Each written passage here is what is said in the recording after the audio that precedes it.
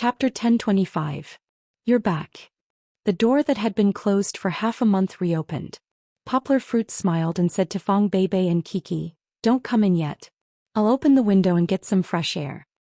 In the past July, Poplar Fruit and a group of university volunteers had spent their sweat and time in the mountains of Liang City in Guishan Province. Among them, Poplar Fruit had the hardest time. He had to abandon his wife and children, and follow Meng Ping to all the poor mountainous areas in the city. Even Meng Ping couldn't keep up with Poplar Fruit's pace. Other government officials continued to accompany him. Although it was a bit hard in the past half a month and Fong Beibei and Kiki were rarely together, the results they achieved were delightful. From Poplar Fruit's field research, the situation in the other poor mountainous areas of Liang City was generally better than that in Lidong County. At least in terms of transportation, it was much more convenient. There was no need for manpower to carry equipment up the mountain. The ambitious Chen Longjiang also wanted to popularize remote teaching in Liang City as soon as possible. Not only did he promote Meng Ping, who had not been in the position of director for a year, to the city's education bureau to help him take charge of this matter, but he also applied to the province to get a special fund support. Of course, because the entire Liang City was too big, even if the special fund was as high as 100 million yuan, it couldn't buy enough equipment. Therefore, the remaining half was donated by Poplar Fruit's charity fund. In the past 6 months, Poplar Fruit's charity fund had received donations from the outside world. Most of them were his fans and some of them were university students who were enthusiastic about public welfare. However, it added up to less than 1 million yuan.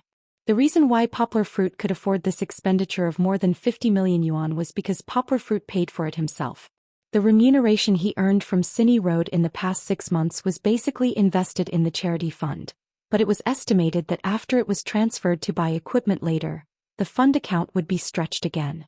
Poplar Fruit had to continue to work hard to earn money. Currently, he was only helping the children of one city, and it was already too much for him to bear.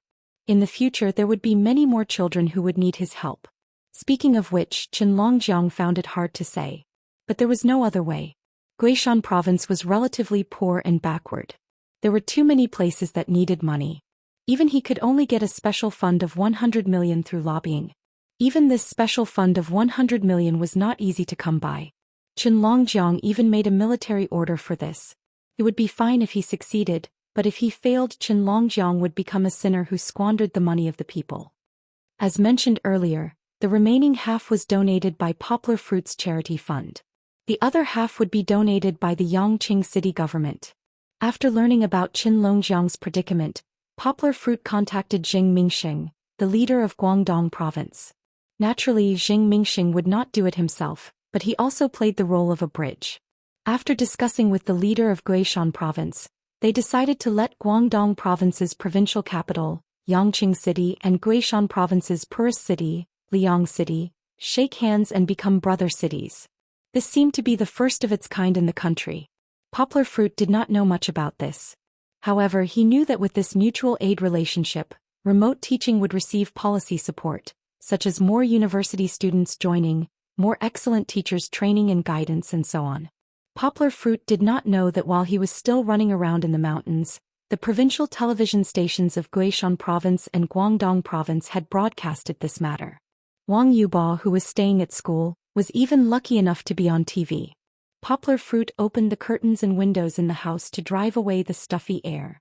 Only then did he let Fong Beibei and the others come back. Kiki likes the sofa at home so much. Kiki ran in, her shoes flying everywhere. She climbed onto the soft sofa and rolled around comfortably. Although she had many friends to play with on the mountain, the place she lived in was not as comfortable as home. "Baby, where did you keep the flag that master gave me?" Poplar Fruit bent down to pick up Kiki's shoes and asked with a smile, "I want to hang it up in the gym." It was a replica of the sect's flag. Although it did not mean anything, it had a bit of commemorative value. "I put it in our suitcase. You treasure it so much, of course you have to put it away." Fong Beibei laughed.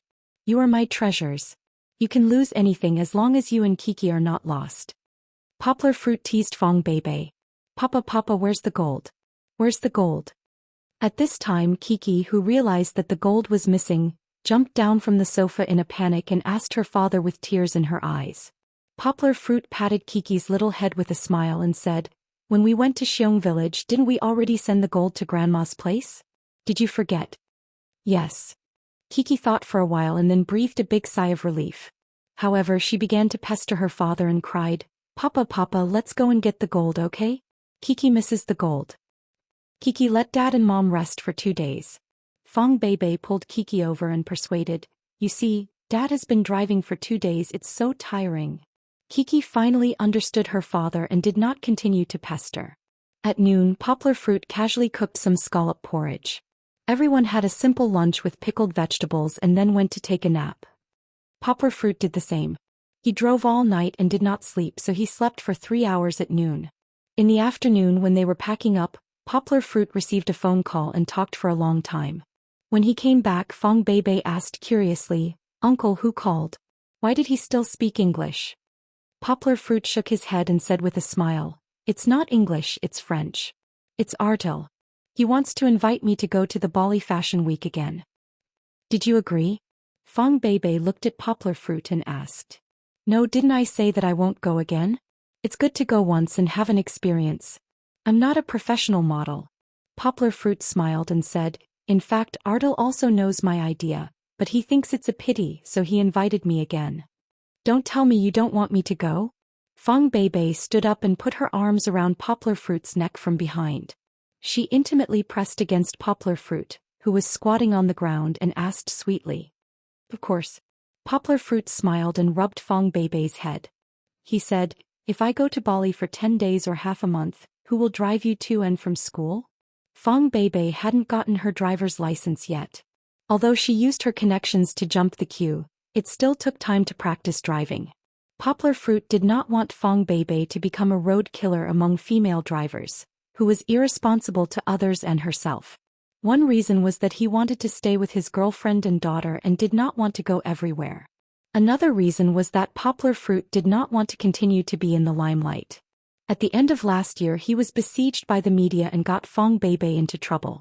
Poplar Fruit still remembered it in his heart. Chapter 1026. Poplar Fruit did not go to Bali, but when the Bali Fashion Week was approaching at the end of August, entertainment reporters flocked to him, wanting to know what his plans were. Poplar Fruit, who was annoyed beyond words, finally posted a Weibo to reply to the reporters' questions and fans' expectations. Poplar Fruit will not participate in the Bali Fashion Week this year. After all, he is just a student and a scholar. This choice is purely based on his personal preference. Everyone, please don't make any wild guesses. However, even though Poplar Fruit posted an explanation on Weibo, there were still some media who made wild and even malicious guesses about Poplar Fruit's original intentions. However, Poplar Fruit did not care much.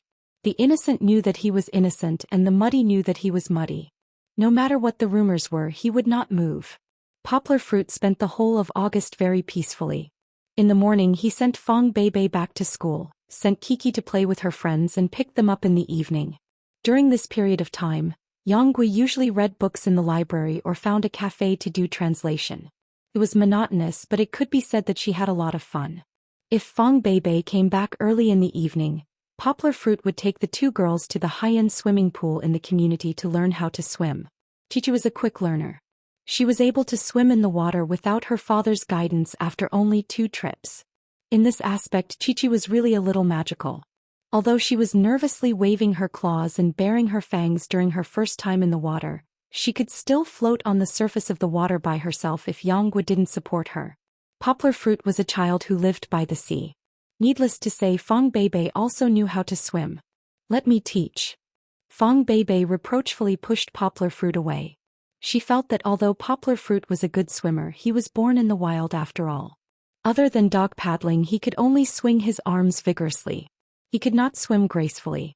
Looking at the 2 girls he loved the most swimming in the pool like 2 beautiful fish, Poplar Fruit's heart was overflowing with happiness. Originally there was a swimming pool in the school. However, the school swimming pool was crowded and the water quality was relatively poor. Poplar Fruit was worried that Kiki's delicate skin could not take it, so he spent money to rent a high-end swimming pool in the community. Anyway, the swimming pool was not very expensive. In addition to swimming, Poplar Fruit also took the time to go to the army to play with his buddies in the special forces. This summer, the Special Forces actually recruited a master of Wing Chun from a company below them during the recruitment. Wing Chun was the Chinese traditional martial arts that Bruce Lee's master Yi Wen made famous all over the world. Although Poplar Fruit had seen a lot of videos on TV and the internet, but Poplar Fruit had never met a person who had really learned the essence of Wing Chun. Bruce Lee also did not learn the real Wing Chun. Poplar Fruit had heard about it from Xiong Kahu. When Xiong Kahu was young, he had traveled extensively and met a real Wing Chun master in Fujian.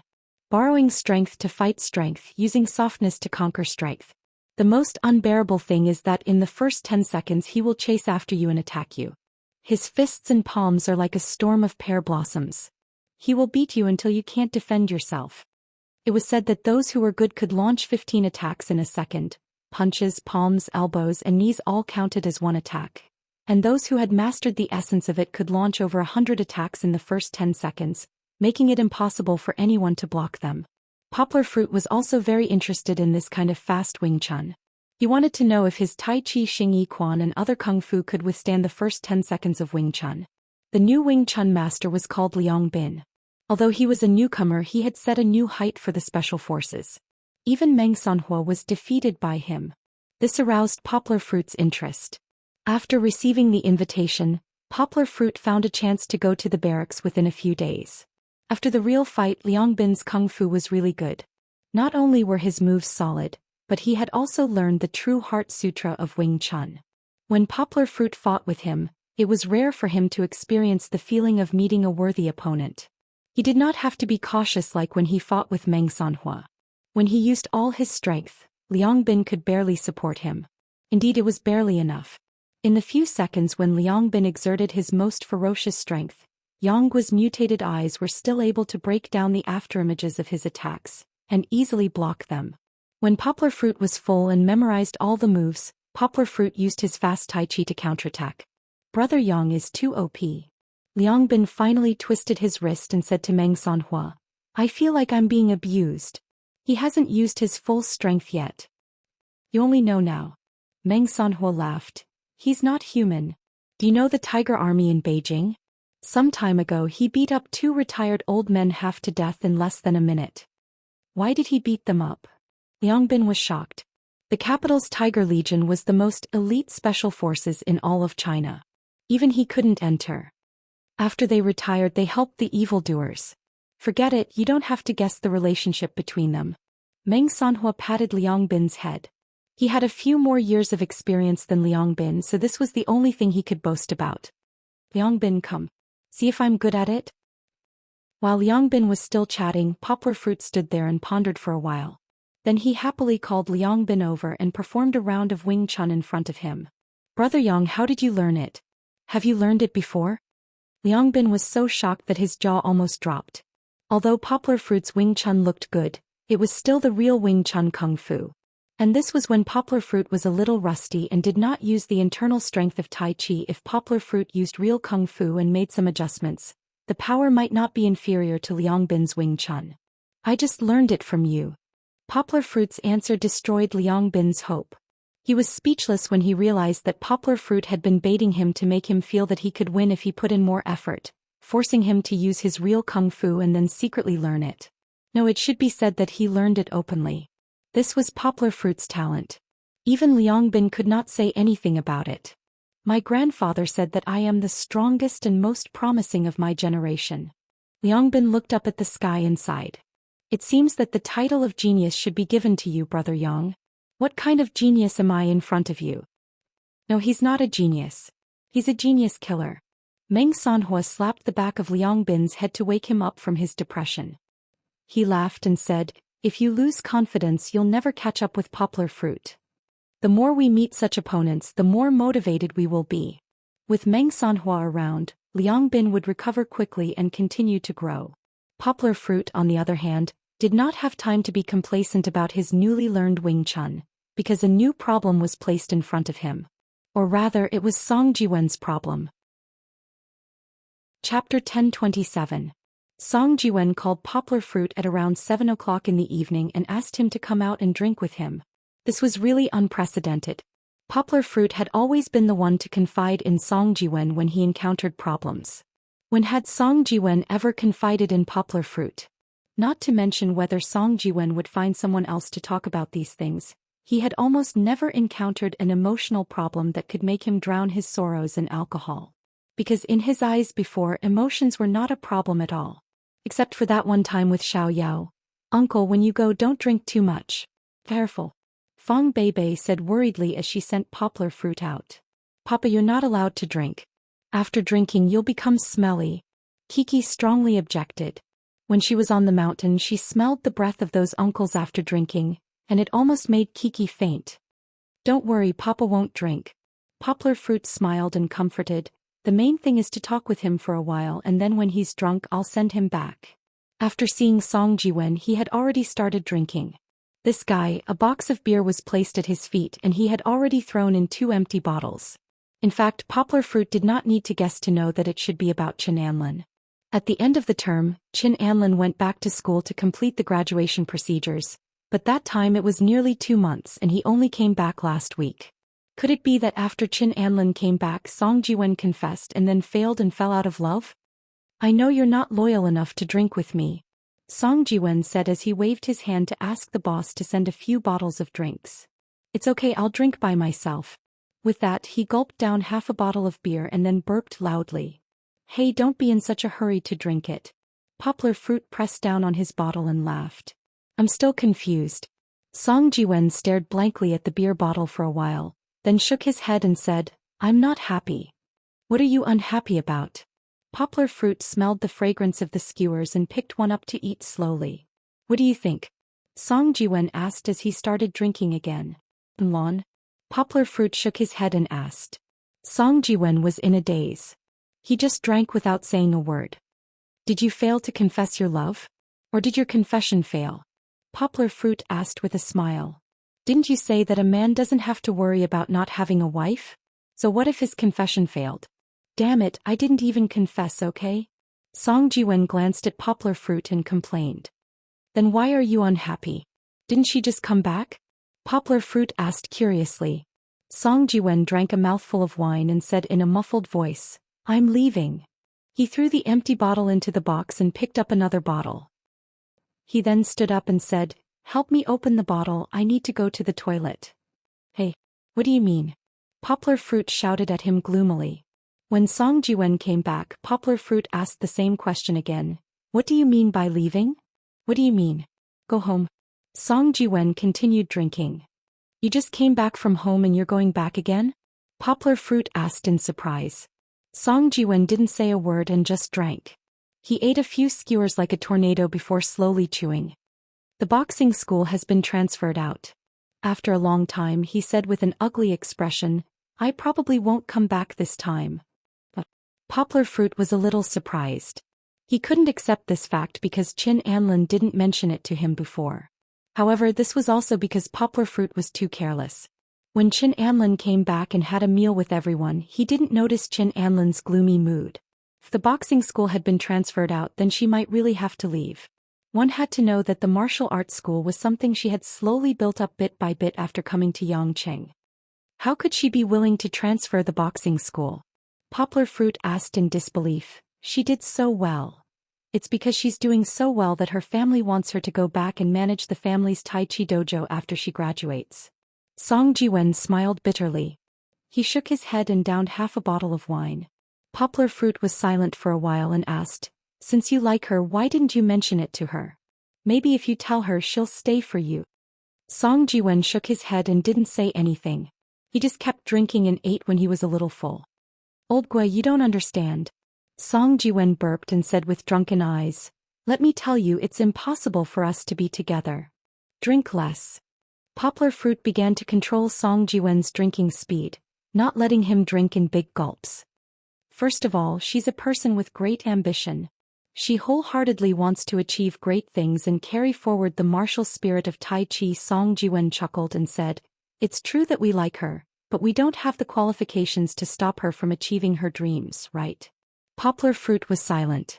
He didn't know how to answer this question. Perhaps it was possible to achieve her dreams in Yangcheng, but she also knew that Chin Anlin's foundation was in the north, in Jin City. "Secondly, it's because of myself. Song Jiwen continued to drink and said, "You also know that my mother has always wanted me to find a girl from Cantonese province, and it's best if she's a local. What she thinks isn't important, what's important is what you think." Poplar Fruit couldn't help but say, "Yes, what's important is what I think. I'm also very hesitant." Song Jiwen patted the table and said, "Tell me, if I marry her and we still quarrel like now, how are we going to live? There are too many things that don't agree with her. How can it be so fast? You guys should try to date first. If it doesn't work out, you can talk about marriage after you succeed." Poplar Fruit said, not knowing whether to laugh or cry. Dating without the purpose of marriage is just acting like a hooligan.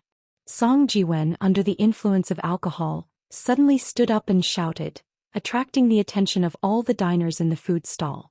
Poplar Fruit bitterly smiled and pulled him down. Poplar Fruit really didn't know how to ridicule this guy. This sentence wasn't bad, but no matter who said it, it couldn't have come from the mouth of a playboy like you. Who would believe it? However, thinking about Song Jiwen's change last year, Poplar Fruit sighed and patted his shoulder, comforting him. This sentence doesn't necessarily mean that. As long as you don't act like a hooligan to the girl, it's fine to date properly, right? It's too late to say anything. Song Jiwen waved his hand and pushed Poplar Fruit away. He opened another bottle of wine and continued to drink. Chapter 1028. It was not easy to get drunk from beer. During this period, Song Jiwen went to the toilet many times, but he was not drunk yet. However, the effects of the alcohol had already kicked in, and he began to ramble and speak incoherently. Moreover, there was a tendency to transform into an emotional philosopher. "Laoguo, let me tell you, in a person's life, gold and jade are easy to obtain, but a good match is hard to come by." Song Jiwen held a skewer in his hand and looked at it carefully. Then he started to chuckle. Even though he was laughing, Poplar Fruit didn't like it. "Others like you, but you're so reserved that you chase them away. The person you like quarrels with you every day and doesn't even care about you." Song Jiwen's expression was calm, as if he was talking about someone else. If it wasn't for the Poplar Fruit taking away his bottle, he would have continued drinking. Poplar Fruit frowned and said, "You didn't confess. How do you know she doesn't miss you? Or does she have feelings for you?" "Did I say that?" Song Jiwen burped and stuttered. "I told her that I didn't want to go back and wanted to stay in Yongqing. Guess what she said?" Poplar Fruit didn't want to guess. He knew that Qin Anlin must have said something to agitate Song Jiwen. Song Jiwen didn't need Poplar Fruit to continue the conversation since he only needed someone to talk to. He smiled wryly and said, "Why did Little Pepper stay in Yongqing? To her, Yongqing is like an inn. He comes, takes a rest, and leaves. Her home is in the north. She is a wolf from the north." This guy suddenly jumped up, opened his arms and rushed to the riverside to sing. She was supposed to sing, but as she sang, it became wolf in sheep's clothing. "I'm sure that I'll be by your side for the rest of my life. I'll follow you wherever you go with a fiery heart. I'm sure that you're the lamb in my heart. You're my angel. You're my dream. You make me crazy and crazy." The howls of love for you are still echoing in the valley. With his somewhat hoarse voice, he actually sang this song heartbreakingly. His singing made the listeners' hearts ache, and they even ignored his already messed up lyrics. Poplar Fruit shook his head. He took out his wallet and threw a few red notes on the table. He then picked up a bottle of wine and walked over. Poplar Fruit comfortingly patted Song Jiwen's shoulder and said, "Drink it and then you'll feel better after drinking it." He didn't know what to do with this brother of his, nor did he know how to persuade him. Moreover, wasn't the best way for a man to get drunk? Song Jiwen picked up the bottle and poured it into his mouth, but nothing came out. When he opened his hazy eyes, he realized that there was no cap. "Help me open it." Song Jiwen shamelessly stuffed the beer bottle back into Poplar Fruit's hands. He lowered his head and looked at Poplar Fruit's hand in a trance. He directly lifted the bottle cap with his thumb. "Damn, how are you so good?" Song Jiwen asked in surprise. In fact, Poplar Fruit couldn't do it in the past. Now it was mainly because of the strength in his hands that he could do it so easily. He smiled and handed the opened beer to Song Jiwen and said, "Drink it. Drink it and go back." According to Poplar Fruit's understanding of Song Jiwen, this guy was almost drunk. Moreover, the after effects were gradually coming up. After drinking this bottle, he could easily send him back to sleep. "After drinking this bottle of wine, my troubles are gone." Song Jiwen muttered as he stared at the beer bottle in a daze. Suddenly he raised his head and gulped it down. In order to prevent the situation from happening again, Poplar Fruit took Song Jiwen back to the food stall to use the restroom, and then drove him back. This time Song Jiwen really drank too much. As soon as he got in the car he fell unconscious on his back. Poplar Fruit reached out to help him fasten his seatbelt. Poplar Fruit sent him home in silence. After all, he had lived here before. Poplar Fruit easily helped Song Jiwen upstairs. Just as he was looking for the key to open the door opposite opened. Chin Anlin stood there in his long pajamas. He frowned at Poplar Fruit and the others. Poplar Fruit looked at him. His eyes were a little flustered as if he had done something bad. "Why do you always drink so much?" Chin Anlin sighed and went to open the door for them. "No, nothing. He just can't think straight about work." Poplar Fruit lied. He quickly helped Song Jiwen in and threw him on the sofa. "Drinking is bad for the body. Brother Yang, you should persuade him. Last time he drank so much that he vomited in the middle of the night." Chin Anlin went to the coffee table, boiled some water and poured some tea leaves into the teapot. "I saw that he wanted to drink so much, so I let him drink to his heart's content." Poplar Fruit scratched his head embarrassedly and said with a smile, "Actually, he doesn't drink often now. It's okay to get drunk occasionally, right?" "How is it occasionally? Doesn't he often socialize? Sometimes he drinks with the leaders, sometimes he drinks with you guys." Chin Anlin shook his head, looked at Poplar Fruit and said, "Brother Yang, you practice martial arts. You should know how harmful drinking is to the body. In the future you should persuade him, right? Then why don't you talk to him? You usually live across from him." Poplar Fruit couldn't help but ask sarcastically. Chin Anlin's eyes drifted. He turned to look at the unboiled water and said, "What's the use of me telling him? Tell him that it's just another fight. I'm going to leave. I don't want to continue arguing with him." The scene suddenly became cold.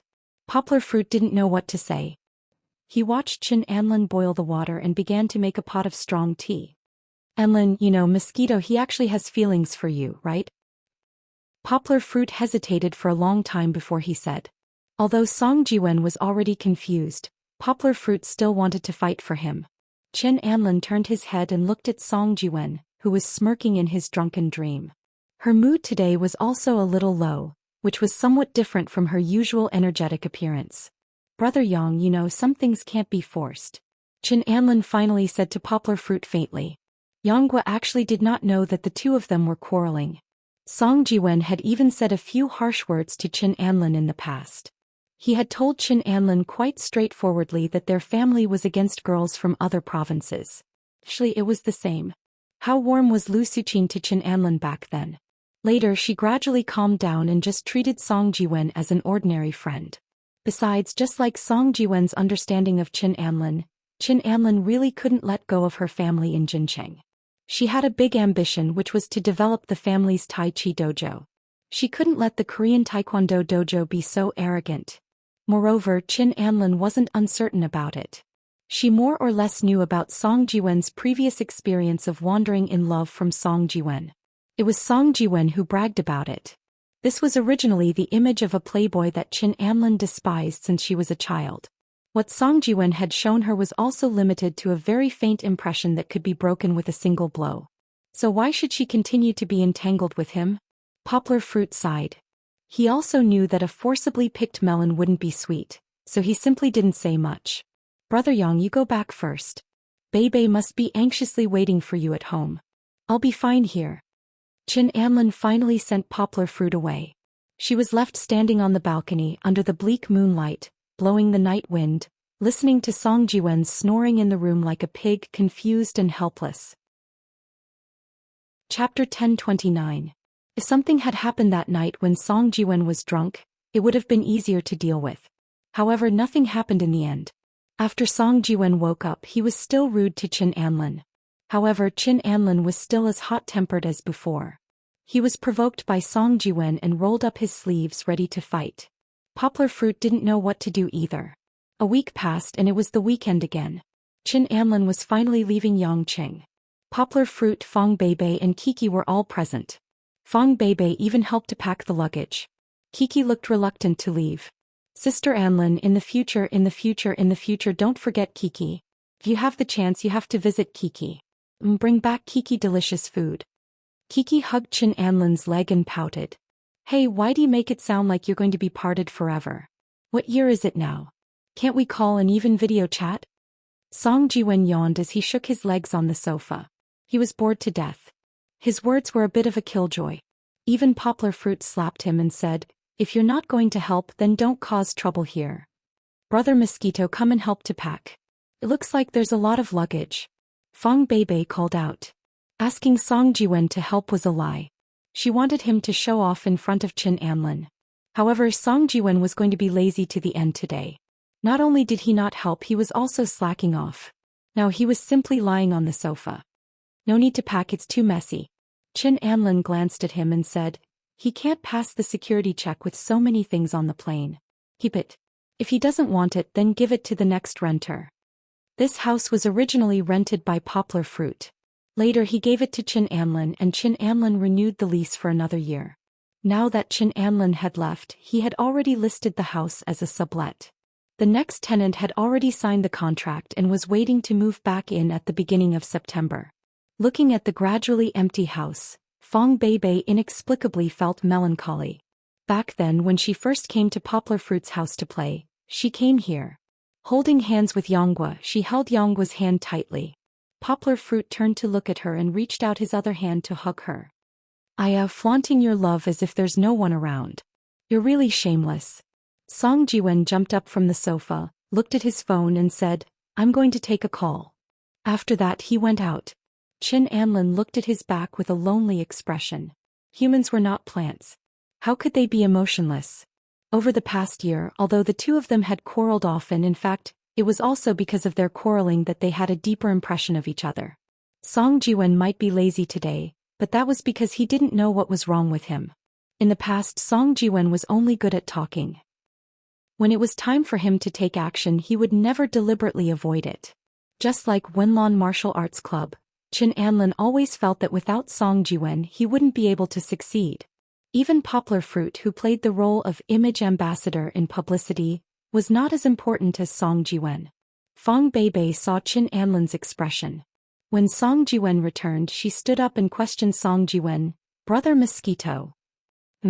Song Jiwen looked at her in confusion. Fong Beibei said angrily, Sister-in-law is about to leave. Don't you have anything to say to her? Fong Beibei's words stunned everyone. Kiki hesitated for a moment, then raised her hand and said, Kiki has something to say to sister-in-law. No, you have nothing to say. Poplar Fruit didn't know whether to laugh or cry. He picked up Kiki, covered her little mouth and whispered in her ear, Don't disturb sister-in-law now. Without the little troublemaker Kiki, the atmosphere froze again. Chin Anlin was also stunned. He stared at Song Jiwen. Song Jiwen suddenly said with certainty, Yes. Of course. Then go and say it. Be brave. Fong Beibei pushed him. Even a gentle girl like Fong Beibei couldn't stand it anymore. Okay, I'll say it. Song Jiwen stood in front of Chin Anlin, whose face was slightly red, and smiled. It's like this. Song Jiwen didn't dare to look at Chin Anlin's glasses. He said, Just now the leader called and asked me to go back and work overtime. Everyone was dumbfounded. No one knew that Song Jiwen was going to say this. Song Jiwen didn't have any intention of stopping. He continued to speak frankly without a trace of shame on his face. It's like this, I'm going out in a while, so I don't have time to send you. Isn't Lao Gui here? His car is big enough to send you to the plane. Why don't you take Lao Gui's car? Chin Anlin stared straight at him as if he was about to explode in anger. Fong Beibei quickly ran over and grabbed Chin Anlin's arm. If it was in the past, Song Jiwen would add fuel to the fire, and wouldn't stop until he provoked Chin Anlin's anger. But today he didn't seem to be in the mood. He laughed dryly and said, Sorry, it's fine. The next time you come to Yongqing, I'll treat you to a meal as an apology. Now I'm going to go back and prepare. I'm going to work overtime. Song Jiwen turned around casually, as if the girl he was talking to was just an ordinary friend. Even if he didn't send her off, it didn't matter at all. Poplar Fruit gave Fong Beibei a look and quickly opened the door to chase after him. Hey Mosquito, what are you doing? Poplar Fruit asked unhappily. To be honest, Song Jiwen's performance today was really too disappointing. I didn't do anything. Didn't I say I'm going to work overtime? Song Jiwen still said with a smile. It was as if the sadness he felt when he was drinking that night never happened. You're lying to us, right? Since when did you go to work overtime on the weekend? Aren't you a civil servant? Poplar Fruit said speechlessly. What's the benefit of lying to you? Song Jiwen said with a smile that was not a smile. Why don't I show you my phone? My boss chiefly just called me. Can't you reject it? There are so many people and you're the only one missing? Can't you let someone else replace you? Poplar Fruit asked unhappily. Yes, but the leader will make things difficult for me. Song Jiwen patted Poplar Fruit and said, Okay, don't worry about me. It's not like we're going to be separated forever. Today she went back, but will she not come to Yongqing to play in the future? Don't always think about love. But she's Chen Anlin. Poplar Fruit shouted. Song Jiwen paused and then smiled without turning his head. I know. After that he opened the door, went in and closed the door, leaving only the sound of his voice floating in the corridor. Chapter 1030. After being stunned for a while, Poplar Fruit returned to the house opposite. He saw Chen Anlin staring at the luggage on the ground. Poplar Fruit looked at Fong Beibei with a questioning look. Fong Beibei waved her hand and sighed. Kiki didn't say much. She blinked her big eyes and stood on the sofa next to her. She looked at her parents for a while and then looked at sister-in-law for a while. Let's go. After Chen Anlin came back to her senses, she said to Poplar Fruit, Brother Yang, let's go to the airport. So early? There are still 3 hours. Poplar Fruit asked in surprise, Don't you want to stay a little longer? Chen Anlin smiled and shook her head. It's okay. Let's leave early so that there won't be a traffic jam later. Poplar Fruit had no choice but to help carry the luggage downstairs. Before going downstairs, Poplar Fruit knocked on Song Jiwen's door and shouted, Mosquito, we're going to the airport. However, Song Jiwen's room didn't respond at all. Poplar Fruit shook his head and opened his hands to everyone. Let's go. When they reached the place where Poplar Fruit parked downstairs, Chen Anlin suddenly shouted, Wait. Poplar Fruit and Fong Beibei both looked over in confusion. Chen Anlin hesitated for a while, then took out a bunch of keys from her right pocket and handed it to Poplar Fruit. This is his spare key. Brother Yang, help me give it to him later. Chen Anlin looked at the bunch of keys with some loneliness in her eyes. Poplar Fruit and Fong Beibei looked at each other. In the end, Poplar Fruit took the keys, opened the door and let them get in. Poplar Fruit drove slowly out of the neighborhood so that Chen Anlin could take another look at the place where she had lived for almost a year. And Song Jiwen did not appear from beginning to end. In the car, Fong Beibei tried to comfort Chen Anlin, who looked gloomy. Chen Anlin smiled and said, Beibei, I'm fine. Don't worry. After hesitating for a while, Poplar Fruit said, Anlon, Song Jiwen isn't usually like this. I know. Chen Anlin answered without hesitation. However, Poplar Fruit really wanted to save Song Jiwen's impression of him. As he drove, he said, You may not know this, but that day he drank and cried in my car. He's definitely not a heartless person. Poplar Fruit said, What we saw today, he was too abnormal. I suspect that he didn't want to face it. Chen Anlin was silent for a while, then said, I know. In the past he was a little. He didn't care much about his feelings. But when you met him he had already changed. He didn't go out to play all night for a whole year. Poplar Fruit continued, Also, I think that he really has feelings for you. Do you know? He never asked me out to drink because of feelings in the past. The more Yonggwa spoke, the more energetic she became. The more Chen Anlin listened, the more silent he became. In the past he wasn't such a timid person. Really. When he meets a girl he likes, he will take the initiative to confess, but only you. He has been suppressing his feelings, afraid that his immaturity will hurt you. Poplar Fruit said with a sigh. Fong Beibei also persuaded her. Yes, sister-in-law, don't be fooled by Brother Mosquito's appearance today. Maybe he is deliberately making you angry, and he still doesn't want you to leave. Since Chen Anlin was about to leave, Poplar Fruit and Fong Beibei simply let go of the matter. Otherwise there would be no chance in the future. Then why didn't he tell me personally? Chen Anlin's eyes were a little red as she suddenly asked. Poplar Fruit was silent for a while, then said, He said that he didn't want to delay your future. Chen Anlin turned her head and did not make a sound for a long time. There's no other way. Poplar Fruit sighed in his heart. In front of them was the intercity highway overpass. As long as they got on the highway, it would take less than 20 minutes to reach the airport. At this moment Yonggwa didn't have any desires. She just held onto the steering wheel with some regret. Kiki, on the other hand, was in the car looking at sister-in-law who had turned her head to look at the scenery. No one knew what her little head was thinking. "Wait a minute, Brother Yong. Wait a minute." Chin Anlin's firm voice suddenly came from behind. Poplar Fruit immediately turned on the turn signal and slowed down to the side of the road. He turned back to look at Chin Anlin in surprise and asked, "Sister-in-law, did something drop?" "Big Brother Yong." Chin Anlin took a deep breath and said firmly, "Can I trouble you to turn around and go back? I have a question that I want to ask him." "What are you waiting for?" Fong Beibei, on the other hand, was a little happy. She patted Poplar Fruit's shoulder and said angrily, "Hurry up and drive." Oh. Poplar Fruit suddenly understood and quickly turned the car around. Chi-Chi seemed to have realized something and started giggling as well. On the way back, Poplar Fruit drove a little faster, as if he was afraid that Song Jiwen would have already gone to work if he went back late. However, before he reached the ground floor of the neighborhood, Poplar Fruit had already seen Song Jiwen squatting on the curb of the roadside in a somewhat dispirited manner. He did not know if he was counting ants or doing something else, but his head was lowered.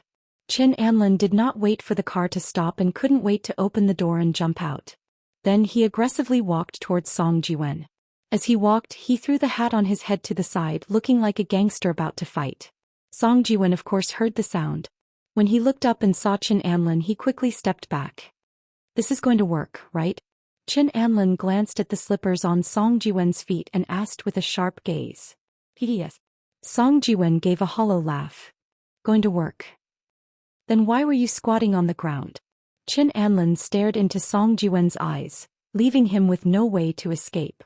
It's my shoelaces. My shoelaces are loose."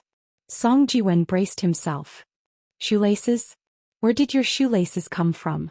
Chin Anlin took a step forward and pressed Song Jiwen's head down. She pointed at his slippers and asked, Hey, Lao Guo's here. Can you give me some face?" Song Jiwen shouted in resistance. "We won't look. You guys can do whatever you want." Poplar Fruit quickly called Fong Beibei and Kiki back to the car. However, they all shrank to the back of the car and peeked through the window. "Song Jiwen." Chin Anlin let go of her hand, but she still stared at him. She took a deep breath and her eyes began to redden. "What?" Song Jiwen did not dare to look into Chin Anlin's eyes. His eyes were wandering and he asked in a loud voice, "Can't you be a little more like a man?" Chin Anlin shouted loudly. She was afraid that Song Jiwen, who was standing in front of her, could not hear her. "Don't be shy like a girl. Do you like me or not? Just tell me directly." Song Jiwen was stunned. He stared blankly at the hysterical Chin Anlin. It was as if he was stunned by her lion's roar. "If you don't like me, don't make me think about you. Once I leave, everything will be over." Chin Anlin's small body could explode with so much energy. Even Poplar Fruit, who was in the car far away, could hear her voice clearly. "You won't say yes? Hey, I got it." Song Jiwen was in a daze. It was as hateful as his indifferent attitude today. Chin Anlin was a little disappointed. She blinked her eyes hard, stomped her foot, turned around and left.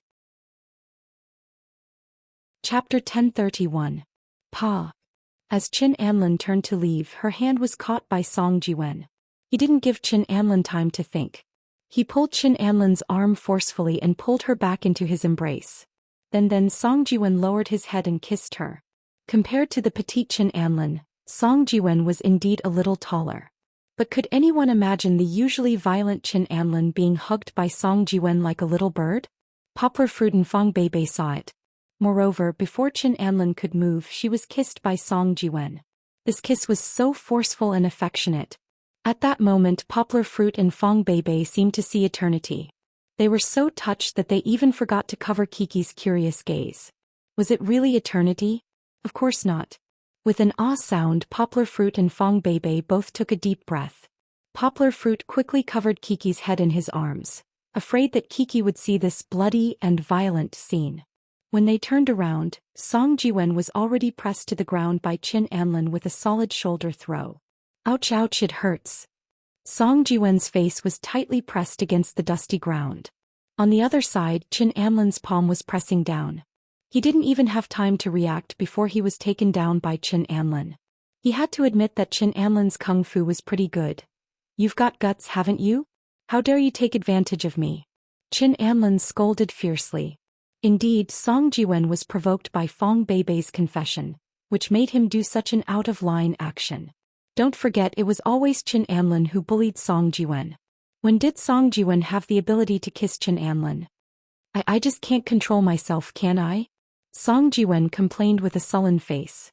Qin Anlin snorted and let go of her hand. She stood up and frowned at Song Jiwen, saying, I'm starting to regret it. Why? Song Jiwen hurriedly got up from the ground and asked. Qin Anlin wiped her still red lips, her eyes flashed with a hint of shyness and said, How can you act so recklessly? You didn't talk nicely, you just have to get physical, right? Also, your movements are so skillful. Have you used it on many women before? Qin Anlin wasn't so easily subdued by Song Jiwen.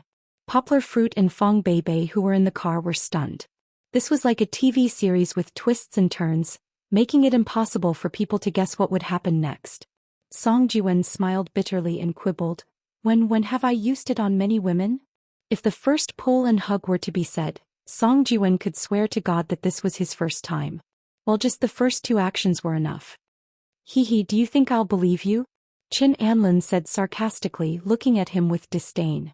Song Jiwen was also beginning to be unconvinced. He said, Then what do you want? That depends on what you want. Qin Anlin didn't shrink back. She raised her head and looked straight at him. The two of them were like guessing riddles, talking in a language that no one could understand. I don't want to do anything. Song Jiwen paused and said, I just don't want you to leave. Why? Qin Anlin still raised her head like a proud little rooster. Based on the fact that you like me and then I like you too. Song Jiwen didn't beat around the bush and said straightforwardly. Qin Anlin couldn't help but laugh. She pushed Song Jiwen away a little and said, You're so shameless. When did I say that I like you? Do you even need to say it? Song Jiwen imitated Qin Anlin's northeastern dialect and said, It's written all over your face. Go to hell. Qin Anlin's face was red.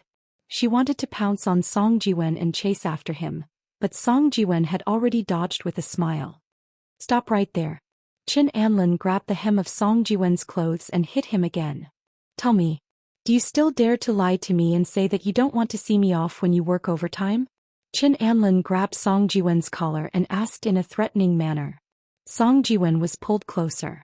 Looking at Qin Anlin's face, he didn't have any fear at this moment. Instead, there was a kind of appreciation or joy in his eyes. He shook his head with a smile and didn't quibble. Qin Anlin was a little shy. She still couldn't accept Song Jiwen's fiery eyes. He pushed Song Jiwen away again. Qin Anlin pretended to look at her watch and said, Well, I should go. Are you going to see me off? Song Jiwen couldn't stay calm anymore. He asked in surprise, What did you say? Why are you leaving? Didn't you say that you're not going? Qin Anlin hesitated for a moment. She looked at Song Jiwen seriously and said, I still have to go back. I need to explain what I'm going to do. It won't be too long. Maybe half a year. I'll be back in half a year. Half a year? That long? Song Jiwen scratched his head in distress. However, Qin Anlin looked at him firmly and didn't have any intention of changing her mind. In fact, she had sacrificed enough, hadn't she? She might have to put down her ambitions for Song Jiwen. She might have to give up the new operation experience that she had painstakingly accumulated for nothing. It was only half a year. Hey, I'll wait for you. Song Jiwen's eyes flashed with gentleness as he said softly.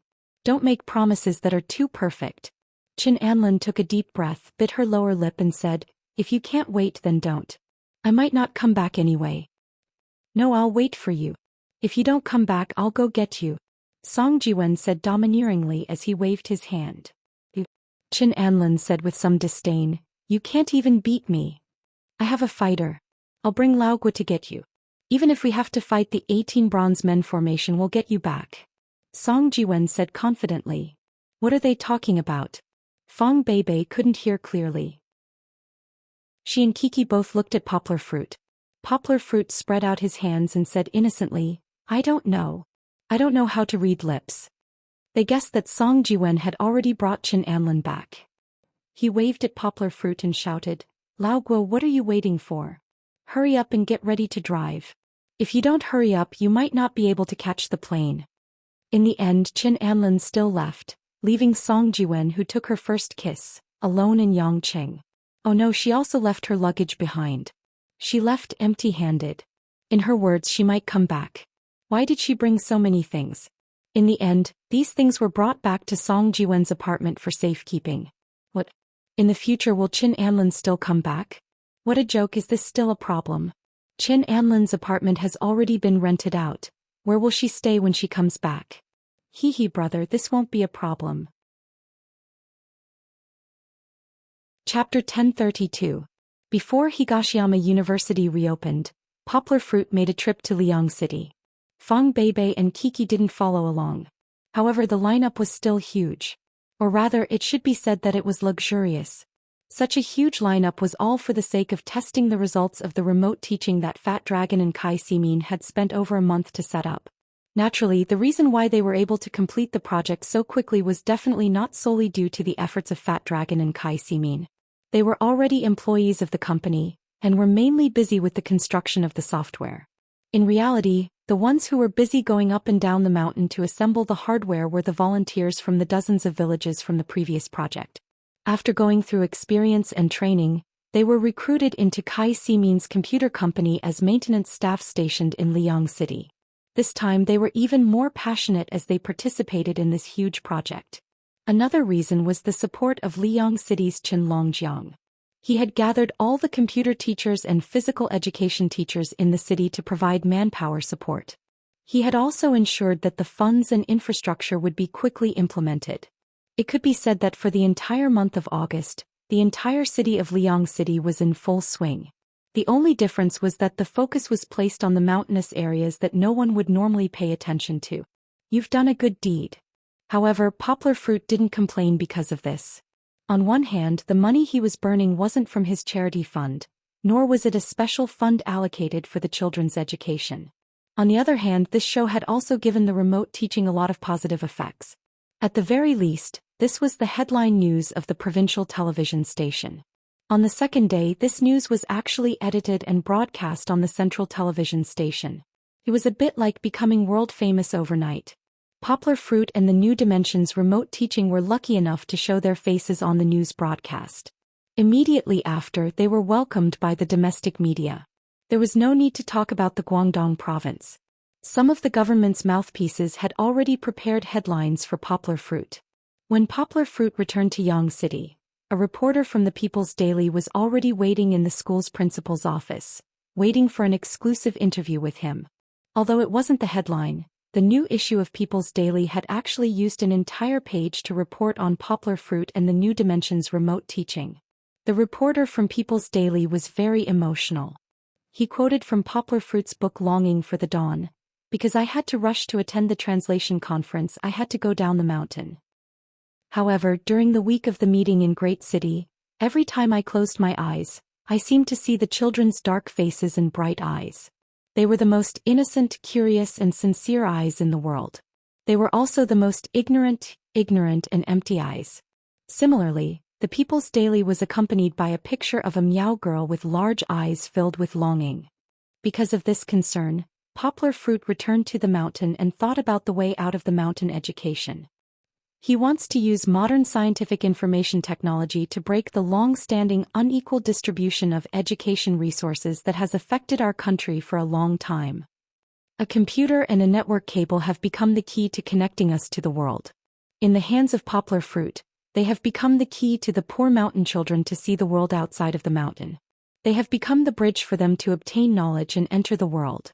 You can't see the hard work, sweat, and effort of Poplar Fruit and his colleagues, but you should see that because of their hard work, sweat, and effort in just 1 year, the children in the poor mountain areas of Lidong County have undergone amazing changes. And this change will also happen to the children in the poor mountain areas of Liang City. The rest of the report didn't have much to do with Yanghua. The rest of the page was analyzing the feasibility of the new education model of remote teaching. After all, this was People's Daily, which was famous for its macro perspective. However, Tingsun News, which had been reporting on poplar fruit carefully, not only sent people to interview poplar fruit, but also sent people to Lidong County to take the most realistic photos and make them into graphic news. The theme of their report was more interesting. A genius model's magnificent turnaround. They were more inclined to report the story behind poplar fruit's transformation from a world-famous model to a philanthropist. They wanted to know his inner story from poplar fruit. It was his girlfriend who insisted on volunteering at the stray dog rescue station, who brought him positive energy and gave him the idea of doing a charity that could help others. Since the establishment of the charity fund, you can see that poplar fruit has donated nearly 90 million yuan through the transparent financial details on the website. I discussed it with my girlfriend. She is very supportive of me doing this. Poplar fruit said with a smile. At the beginning of the year, some people questioned the source of poplar fruit's funding. Now the editor has obtained a piece of data from poplar fruit's boss. It is a sales record of the works translated by poplar fruit. From this data, we can see that the reason why poplar fruit can earn so much money is entirely due to his own excellent talent. He has translated works that are popular abroad. The exposure of this data was bound to cause an uproar. Many people would discuss and argue about the data, and some smart people even saw the business opportunity of translating books. However, the focus of Tingsun's news was obviously not on this. However, compared to poplar fruit's net worth, he donated more than 80% of his income to help others. This ratio is extremely rare in the world's rich circle. This spirit is worth learning from. For a time, the media's pursuit praised poplar fruit to the sky. However, poplar fruit had been very calm. He was a little worried. He was worried that the higher he was praised, the worse he would fall. Chapter 1033. Putting aside Tencent News for the time being, this series of official reports caused a huge sensation in the country, mainly in the education field. Of course, most of them were discussions. Some agreed, some had reservations, and some had doubts. There were even some who were worried and doubtful. This education model is immature and undesirable. How can there be an education model where teachers and students can't meet face to face? It's really nonsense. Naturally, many old people shouted that they wanted to defend healthy traditional education. In this regard, netizens sneered and said, "If you can do it, then do it. If you can't do it, then don't talk nonsense." Of course, no one dared to do it. These old teachers who only knew how to talk nonsense were actually hypocrites who cherished their own lives. How could they be willing to go to the mountains to eat and sleep in the open? How could they be willing to use their white flesh to feed the mosquitoes in the hot and humid environment of the mountains? Naturally, there were also reporters who found poplar fruit to ask for his opinion. Poplar fruit smiled helplessly and said, "After all, remote teaching is just a helpless move. If it can be like traditional education with teachers on the mountains to guide and follow up the children's learning anytime and anywhere, that would be the best choice. But reality doesn't allow us to be willful." Poplar fruit's response didn't get any effect. Some of the old teachers in the traditional education field who stubbornly attacked him still wouldn't give up. On the contrary, netizens were overjoyed. "Don't allow us to be willful." This somewhat witty phrase became a hot word on the internet in September. Soon there were netizens who made a cartoon. Poplar fruit pointed to the old men who were the size of babies and said, "Okay, don't be willful, be good." Poplar fruit was almost broken by them. Unwilling to quarrel with those old teachers, poplar fruit began to stop accepting media interviews. However, he was very sincere and objective in listing his summary of the advantages and disadvantages of remote teaching on Weibo. There were still many disadvantages, such as long-term exposure to computer radiation, and the weak restraint of the teachers in the classroom. It required the cooperation of the school administrators who acted as villagers to manage it. One of the shortcomings was the lack of close communication and the lack of concern in life and thoughts. This was in line with what the traditional teachers had pointed out. However, Yang Guozhen expressed her opinion on this issue. On one hand, the remote teaching system was still being perfected. In the future, there would definitely be more psychology teachers to communicate with the children regularly and provide them with the correct spiritual guidance to cultivate their correct outlook on life and values. In fact, poplar fruit had done this to the children of Xiong village before. It was just like how he would tell the children stories and reason with them. However, it was not popularized yet. On the other hand, poplar fruit chose to believe in the children's autonomy and self-control. Please don't underestimate the efforts of a child with dreams. Although they live in poverty and are malnourished, they are stronger and more independent than the children in the city. The children in the mountains were not as delicate as the children in the city. If they fell, their parents would cry. If the teacher scolded them, they would cry and go to their parents. They lived in a difficult environment since they were young. Even their parents were not by their side. They either died early or went to work in the city. Some children even took on the responsibility of taking care of their younger siblings. They just lacked the resources and environment for fair competition. As long as they were given hope and a chance, they would work 100 or 1,000 times harder than the children in the city. For this reason, Poplar Fruit wrote a new article on Weibo to state his understanding of the poverty in the poor mountainous areas over the past year. In some areas, the state actually provides a lot of support, but after decades of support, they still can't get up. This is partly due to the corruption of the local officials, but more importantly, the poverty is dragged down by the backwardness. Because of the region and transportation, the Miao people living deep in the mountains lack knowledge of the outside world. A child told me that his impression of the world was constructed by his father, who went to work in the city. His father, who was also uneducated, spent little time together and did not speak in detail. His understanding was still very vague. He only felt that the outside world was very big and rich, but it was full of deceit and oppression. It is precisely because of ignorance that many Miao people are entrenched in the mountains. They reject modern civilization and do not want to make progress. It is also because of poverty that many children live in an environment without the company of their parents. They lack the love of a family, the enlightenment of education, and the support of nutrition. When they grow up, they can only live in the poverty and backwardness of their parents. I admire those volunteers who have been teaching in these areas for a long time. Because they have sacrificed themselves to bring modern civilization to the children in these areas, they have brought hope and light to the future. But this does not solve all the problems. After all, the territory of China is too vast. The children who need help are widely distributed and there are tens of millions of them. Our volunteers are limited. Planning for remote teaching is to break the limitations of space and distance, reduce the sacrifices that volunteers need to make, and let more caring people participate so that more children in the poor mountainous areas can benefit from it. I'm very happy to be able to see the implementation of remote teaching. The scope of benefits has also expanded from Xiong village to the entire mountainous area of Liang City. We will continue to work hard and focus on the quality of teaching.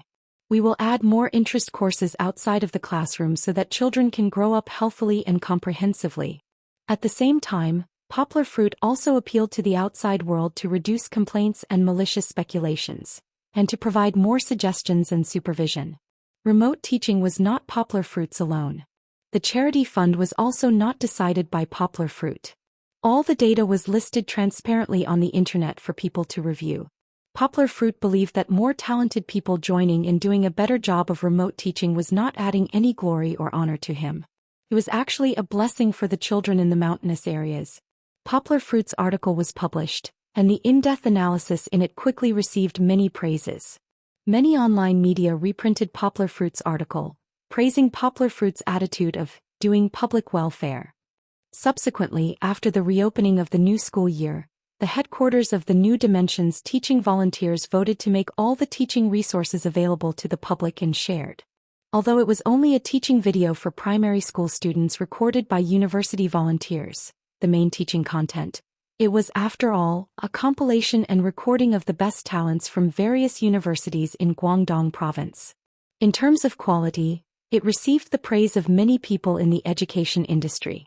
In particular, Bishop Poplar Fruit's English lessons, the standard of pronunciation, the content, and the rhythm were praised by the Guangdong province's education department as the height of the new national standard. This national standard here was, of course, not the abbreviation of the national standard often used in variety shows. It was the real national standard. This made many teachers who had strange pronunciation feel ashamed. What qualifications did they have to criticize Poplar Fruit and remote teaching? Chapter 1034. If you woke up one day and found that people all over the world were talking about the same thing and playing the same game on their phones, don't be surprised. This was the Internet Plus effect created by the combination of the mobile internet and social media software. That's right, we're talking about Flappy Bird. Back in Guangzhou, he resumed his normal life of attending classes and doing research projects. One morning, Poplar Fruit drove Fong Beibei to school and found that everyone was talking about the game. Of course, Flappy Bird's popularity after the free game was only a narrow Internet Plus effect. Fat Dragon's team might have secretly promoted it, but the viral spread later on was not their doing. It was the difficulty of the game that drove everyone crazy. When you posted a result of 4 points to your circle of friends and felt smug about it, someone soon refreshed your understanding with a result of 6 points. You had no choice but to fight back and work hard to get 8 or 10 points to prove yourself. As for those who scored 20 or 30 points, they were practically worshipped by their friends one after another. Screenshots of their results were even crazily shared in their circle of friends. Flappy Bird had become popular, but it wasn't until now. At the end of August, Flappy Bird was already popular in Europe and America. First, it was slowly discovered on social media. More and more people tried to challenge the game that was known as the most difficult game in history. Some were defeated while others were praised by their friends. This was the same model that was popular in China. However, gradually, the trend spread from the ordinary people to the more influential celebrities. Many celebrities and athletes showed off their results on Twitter. Some of them were good at the game and some even scored 300 points. There were also some who were more amusing and deliberately showed off their pitiful results. Then they pretended to be fragile and cried. Not only did such behavior not lose fans, but it also gave people a feeling of down-to-earth and made them more liked by fans. Poplar Fruit was not clear about the situation abroad, but in China, Flappy Bird was ranked first in the number of downloads in the domestic iOS software market in the first week of September. After Fat Dragon returned from Liyang, he couldn't stop smiling because their company's phone was blowing up. Many advertisers waved their cash and wanted to throw money at them. Some veteran manufacturers even tried to acquire the game, but Fat Dragon rejected them all in a domineering manner. Now that they were not short of money, it would be meaningless to sell their hard work. For Fat Dragon and the group of lonely hackers, creating a game to make the whole world confused was more important than making money. When Fat Dragon first introduced the game to Poplar Fruit, Kiki played it very enthusiastically until one day Poplar Fruit found that the little girl secretly took his phone to play and hid in a dark room. That made Poplar Fruit angry. Poplar Fruit was worried about Kiki's health, so he decided to strictly control the time she touched the phone. However, it took Poplar Fruit a lot of effort to make Kiki let go of the pixel bird quietly. If Papa can play to the last level, Kiki will stop playing. After learning from Uncle Fat Dragon that this small game could be cleared, Kiki had been eager to play it, so she made such a proposal to her father. Kiki's best score was more than 270 points. This already made Poplar Fruit very surprised. How long would it take to clear the game? Okay, Papa promises you. For his daughter, Poplar Fruit was ready to risk everything. Pinky promise, I mean it. Kiki pouted and asked her father to make a promise. If I can't do it, I'm a puppy. Poplar Fruit smiled and made a pinky promise with her. Then he kicked the puppy Gold away and played on the sofa. Kiki laughed at Poplar Fruit for a long time because of his 0 points, but was he really so bad? How could it be? Poplar Fruit's ability to play games was better than anyone else's, and Kiki inherited it from her father. Poplar Fruit, who had strong body control, quickly became proficient in this game, and his score was getting better and better. From the first dozens of points to the last hundreds of points, Poplar Fruit easily broke Kiki's record. How many points did your Uncle Fat Dragon say the last level is? Don't play until Papa's phone runs out of battery and we still haven't cleared the game. Poplar Fruit played while chatting with Kiki.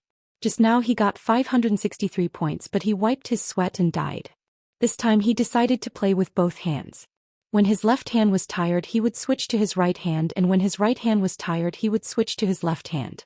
However, he couldn't play endlessly like this, right? There had to be something to look forward to, right? Kiki doesn't know. The little girl slyly shook her head and refused to tell her father.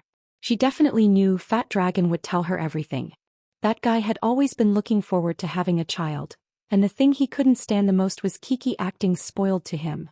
Poplar Fruit glanced at Kiki's somewhat dignified expression, and the corner of his mouth slightly raised. He understood. The last level must not be too far away, otherwise Kiki wouldn't be so nervous. Therefore Poplar Fruit played left and right and played and played. When he played to the 900th point, the environment on the screen suddenly changed. Fuck, these green cement pipes can actually move. The designer, Wandonga, must have done it on purpose, not following the rules. Not only did the cement pipes move, they were also arranged in a strange pattern. Poplar Fruit accidentally bumped into a cement pipe that suddenly moved diagonally and died. I don't believe I can't handle you. Poplar Fruit played from morning to afternoon, except for making lunch for Kiki in the middle. Kiki had already fallen asleep on the sofa. The first 900 points were relatively easy, but for the next 100 points, the difficulty increased with every 10 points. In the end, there was a big monster that could spit fire along with the bird's flight path. But Poplar Fruit still cleared the level before Fong Beibei came back. Yes, tears were streaming down his face. He could actually clear the level of this game. However, after clearing the level, the boring and monotonous ending screen disappointed Kiki. Kiki thought there would be something very, very interesting at the end. This also cut off Kiki's interest in continuing to play. However, there was a small episode. After Fat Dragon heard Kiki's complaint on the phone, he expressed that he didn't believe that Poplar Fruit had really cleared the level. Therefore, in order to prove himself, forced by Kiki and Fong Beibei, he wanted to play Poplar Fruit again. Kiki was not convinced and Fong Beibei was very curious. She wanted to see the birth of this miracle with her own eyes, and not hear it from Poplar Fruit. Therefore, as she watched, she took out her cell phone and took pictures at the side. Why was she taking videos? Because Fat Dragon said that there was no proof and the video was proof. Chapter 1035. At one point, Poplar Fruit thought that Fat Dragon had betrayed him for the sake of publicity, so he lost his temper. However, when Fong Beibei pulled Poplar Fruit and told him the truth, Poplar Fruit shook his head, not knowing whether to laugh or cry. The video had been uploaded to the internet by accident. They were arguing that it was impossible for anyone to clear the game. How could there be such a perverted person who would break his arm after dozens of levels? The they that Fong Beibei was talking about was none other than her roommates, Lin Xingshan and the others. Fong Beibei lowered her head in shame, her hands moving in front of her chest like Kiki, who had done something bad. She was afraid that Poplar Fruit would lose his temper at her, so she continued, "Then I wasn't convinced, so I told them that you cleared the game and showed them the phone. Then Shanshan Huahua and the others copied my video saying that they wanted to show it off to others. I couldn't stop them, so I don't know who got the video and uploaded it to the internet." Fong Beibei's head was almost in her chest. "Alright, silly, what are you afraid of?" Poplar Fruit rubbed Fong Beibei's head and laughed. "I won't be angry with you." Fong Beibei looked at Poplar Fruit timidly and asked, "Then why did you lose your temper with Fat Dragon?" "It's different." Poplar Fruit laughed. "The video was uploaded to the internet and it wasn't something that you could control. What does it have to do with you? I wasn't angry with Fat Dragon because of the video. I was angry that he didn't discuss it with me and used our privacy for profit. I felt that this was a betrayal and I couldn't let him go on like this. I was afraid that he would turn bad, so I scolded him so hard." Poplar Fruit explained with a smile. "You won't even let him explain." Fong Beibei covered her mouth and giggled. She thought of how the fast-talking Poplar Fruit had bombarded Fat Dragon with so much nonsense that he couldn't even retort. Just thinking about it made her laugh. Poplar Fruit said with some regret, "I have to apologize to him. I shouldn't have scolded him indiscriminately." Uncle, isn't that a deep love, a deep hatred?" Fong Beibei mischievously laughed. After the video was uploaded onto the internet, at first, everyone was more focused on marveling at the game designer's crazy design for the last 100 levels. They marveled at the fact that someone could actually complete the game. "Is it the video that's being played on the phone?" someone questioned. But it was quickly rejected. This was because the way Poplar Fruit tapped on the screen was as if he was playing the piano. It was steady and rhythmic, giving people a breathtaking feeling. Some netizens sighed and praised, "He's definitely a gaming expert."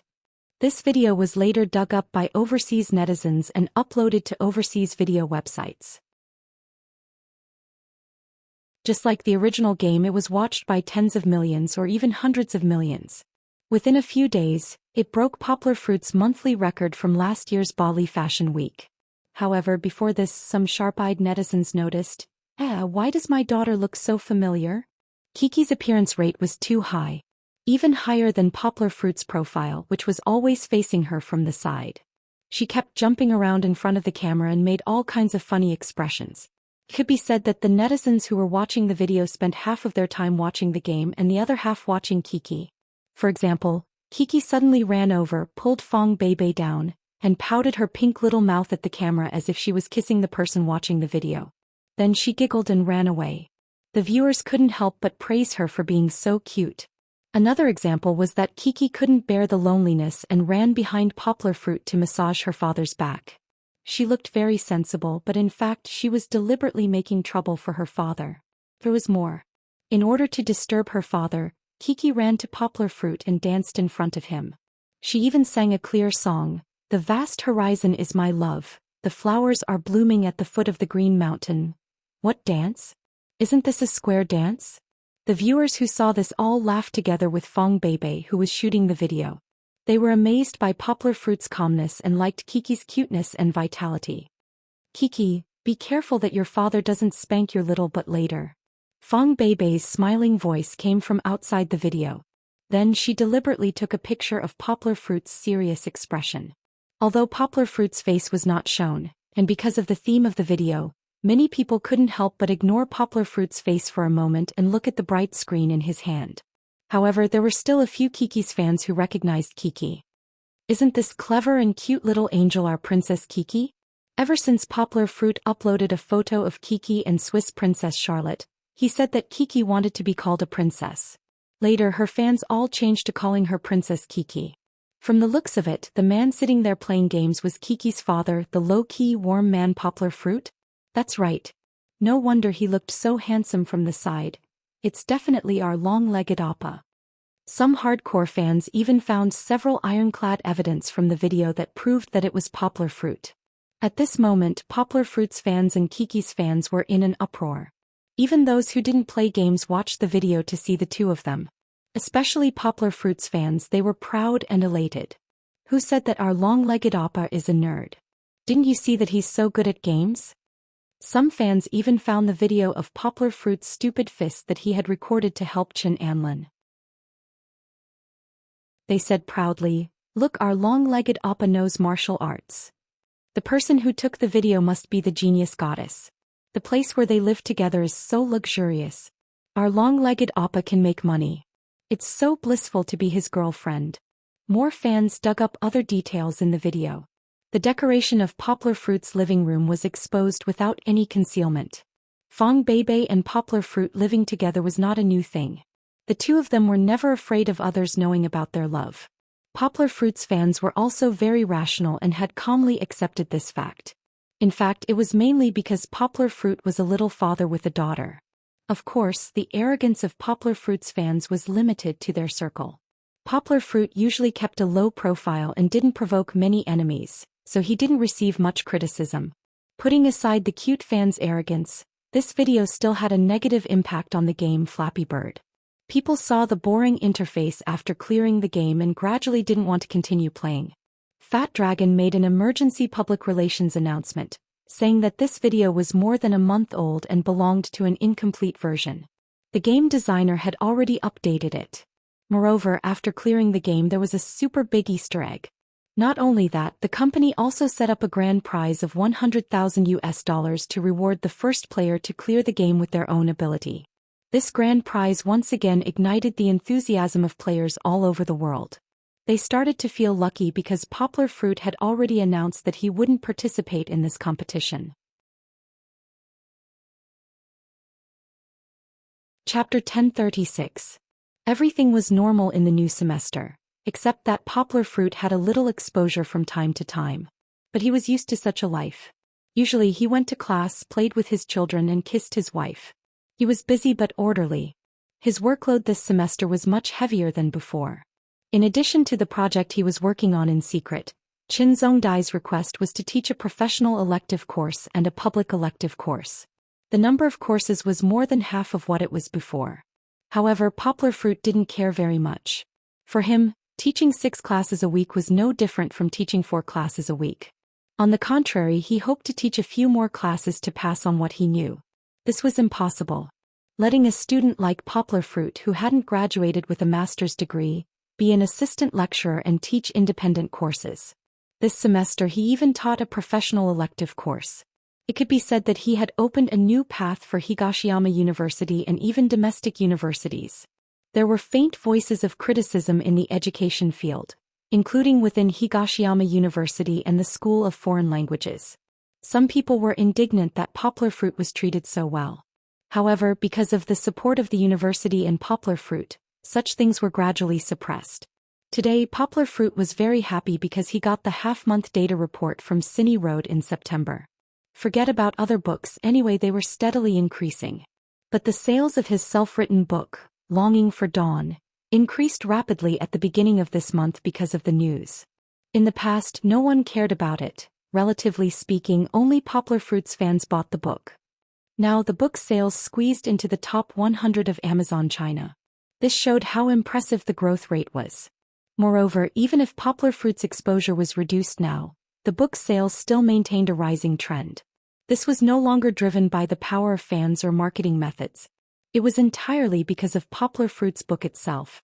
Poplar Fruit had always been good at writing. He had studied under Master Mo and had read a lot of literature from all over the world in various languages. Now he had gradually formed his own style. What Poplar Fruit wrote was not nonsense like Chicken Soup for the Soul, nor was it a travelogue with fewer words than photos. What he wrote was what he had seen, heard, and thought. Not only did Poplar Fruit write stories about the mountains that people living in the city could not see, but he also wrote them with great depth.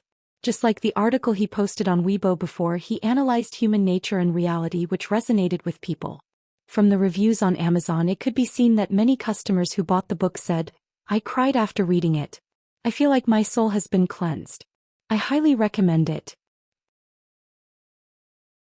The book sold well, but it might not be as profitable as Poplar Fruit's translation of Mr. Mo Yan's book. However, money really didn't mean anything. Poplar Fruit felt that he was not as satisfied as he was when he saw this small report, even when he had earned more than 100 million yuan in the past year. When they got home, Poplar Fruit picked up Kiki with one arm and Fong Beibei with the other. He kissed them on the left and right, then giggled. "Uncle, you took advantage of me again." Fong Beibei chuckled. "What's the good news? Why are you so excited?" "Papa, gold is climbing up." Chi-Chi was at the side, twisting her body to take a look, giggling and laughing. Goldie was currently standing on its hind legs, clinging to Yongguo's waist, licking its lips. Who knows if it also wanted to be kissed by its master. Yongguo turned her head, stretched out her finger and gently flicked Goldie's wet nose. Goldie felt the pain and quickly shrank back, barking in a circle, and looked at its master with a wronged and innocent expression. "I'll show you a report." Poplar Fruit put Kiki down and let her play with gold. Then he took out a square report from his pocket and showed it to Fong Beibei. "Is this the report of your book Longing for Dawn?" Fong Beibei knew that Poplar Fruit went to the publishing house today. She asked with a smile, "It must be, and it's selling very well. Otherwise you wouldn't be so excited." Fong Beibei knew Poplar Fruit very well. "Look how accurate my guess is." Fong Beibei shook the report, supported her waist and looked up at Poplar Fruit with a smile. Under her playful bangs, a pair of big eyes blinked with a little pride, mischievous. Poplar Fruit smiled and pinched her nose. Then he took the report, pointed at the data on it and said with some pride, "Baby, look, my book is in the top 100. "It's already in the top 100? When I read it last week I still had to search." Fong Beibei was so happy that she blurted it out. Poplar Fruit was stunned for a moment, rubbed his nose and asked, "You often help me read it?" He didn't even pay attention to it. His girlfriend paid so much attention to his work and the happiness in his heart was rising. "Not really, I used to read it often. Last time my dad wanted to read it, so I bought a few for him." Fong Beibei blushed and stuck out her tongue and said. She pointed to a note on the graph and smiled proudly. "Here, I sold 106,000 copies that day and I contributed a little." Poplar Fruit rubbed Fong Beibei's head, hugged this lovely person into his arms and said with a smile, "If you want to read it, I'll give it to Dad. Why do you have to spend money again? Even bought a few copies." "My dad also wants to give it to his relatives and friends." Fong Beibei giggled. She looked up, looked at Poplar Fruit's face and said, "You're on the news. My mom called many neighbors to watch TV at home." "Really? Why didn't you tell me?" Poplar Fruit was a little surprised. He had never heard of this news. In fact, Poplar Fruit felt that Fong Beibei's mother had always had some opinions about him, and even didn't like him very much. I didn't dare to tell you before, I was afraid you'd think my mom is snobbish. Fong Beibei said in a low voice. Poplar Fruit smiled and said, how can that be? We're a family, your mom is happy for me, I'm very happy. It was a bit like her son was admitted to a good school and wanted everyone to know, wasn't it? At dinner in the evening, Fong Beibei suddenly raised her head and suggested with a smile, Uncle, didn't I tell you before to see when there's a chance to invite Sister Yujie over for dinner? Poplar Fruit was stunned for a moment. His hand that was feeding Kiki stopped in midair. Kiki also quivered. She first looked at her father, then looked at Sister Beibei, her little ears pricked up. The day after tomorrow is the autumn equinox. Let's invite her over for dinner, okay? Fong Beibei finished the rest of her words. Poplar Fruit carefully looked at his girlfriend's face. It was very good, there was nothing strange, but Poplar Fruit still didn't dare to neglect and said tentatively, you don't have to be like this, right? She's very busy. Chapter 1037. Previously, Fong Beibei also mentioned this matter, but Poplar Fruit thought that she was just joking, and after the two of them got busy, this matter faded away. But today Fong Beibei mentioned it again and it seemed that she was serious. She's quite busy. Poplar Fruit scratched his head and said in embarrassment, maybe she's not free. It's just dinner tonight, how can she not be free? Fong Beibei looked at Poplar Fruit snappily and said, and Sister Yujie's lifestyle is not good, how can she not take care of her body and work so hard? Poplar Fruit frowned and asked, baby, you're very strange. It's true, don't think too much, just simply invite her to our house for a meal. The last time she came she didn't have a good tour of our house. Fong Beibei bit her lower lip, looked up at Poplar Fruit and said, you're not honest, tell me the truth. Poplar Fruit was not familiar with Fong Beibei. Fong Beibei's action, it was obvious that she was guilty of lying. If Kiki was not here, Poplar Fruit wanted to pull his girlfriend up and give her a spanking. I know, I'll tell you the truth. Fong Beibei saw Poplar Fruit's frown, which was a little scary. She pouted and explained, I know my relationship with Sister Yujie is not very good, last time we even quarreled. You shouldn't have quarreled. Kiki whispered at the side. Being glanced at by her father, she immediately shrunk her head and played with the toy in her hand, but her ears were still perked up to eavesdrop. Yes, we shouldn't have quarreled. Fong Beibei really reflected and said, I understand now. I should have confidence in you, uncle. No matter what others say, you will never abandon me. You're so good to me, so why should I be jealous? After watching too many soap operas with Fong Beibei, Poplar Fruit's thoughts were also somewhat distorted by the melodramatic plots in these soap operas. In fact, he really misunderstood Fong Beibei. Fong Beibei sincerely wanted to invite Jing Yujie to their home. I want to fix my relationship with Sister Yujie. Even if we can't be friends, we don't want to be enemies like we are now. Fong Beibei felt a little wronged, but she still spoke from the bottom of her heart. It's also uncomfortable for you to be stuck in the middle. A large part of your current job is related to dealing with her. I'm not that kind of selfish woman. You give me a sense of security and I don't want to cause you trouble. Fong Beibei's eyes were very clear, and Poplar Fruit saw his own figure in them. Poplar Fruit reached over, held her hand and gently squeezed it. He smiled and said, it doesn't matter what I do. What matters is that you're happy. You don't have to suffer for me. I'm not suffering for myself. Fong Beibei anxiously defended herself. She was so anxious that the tears that had been rolling in her eyes earlier spilled out. You really aren't. I won't be jealous anymore and live a life of fear every day. You're really not afraid. Poplar Fruit smiled and scared her. You're very likely to be inviting a wolf into the house. You're not a little sheep. What am I afraid of? Anyway, I'm entrusting my life to you.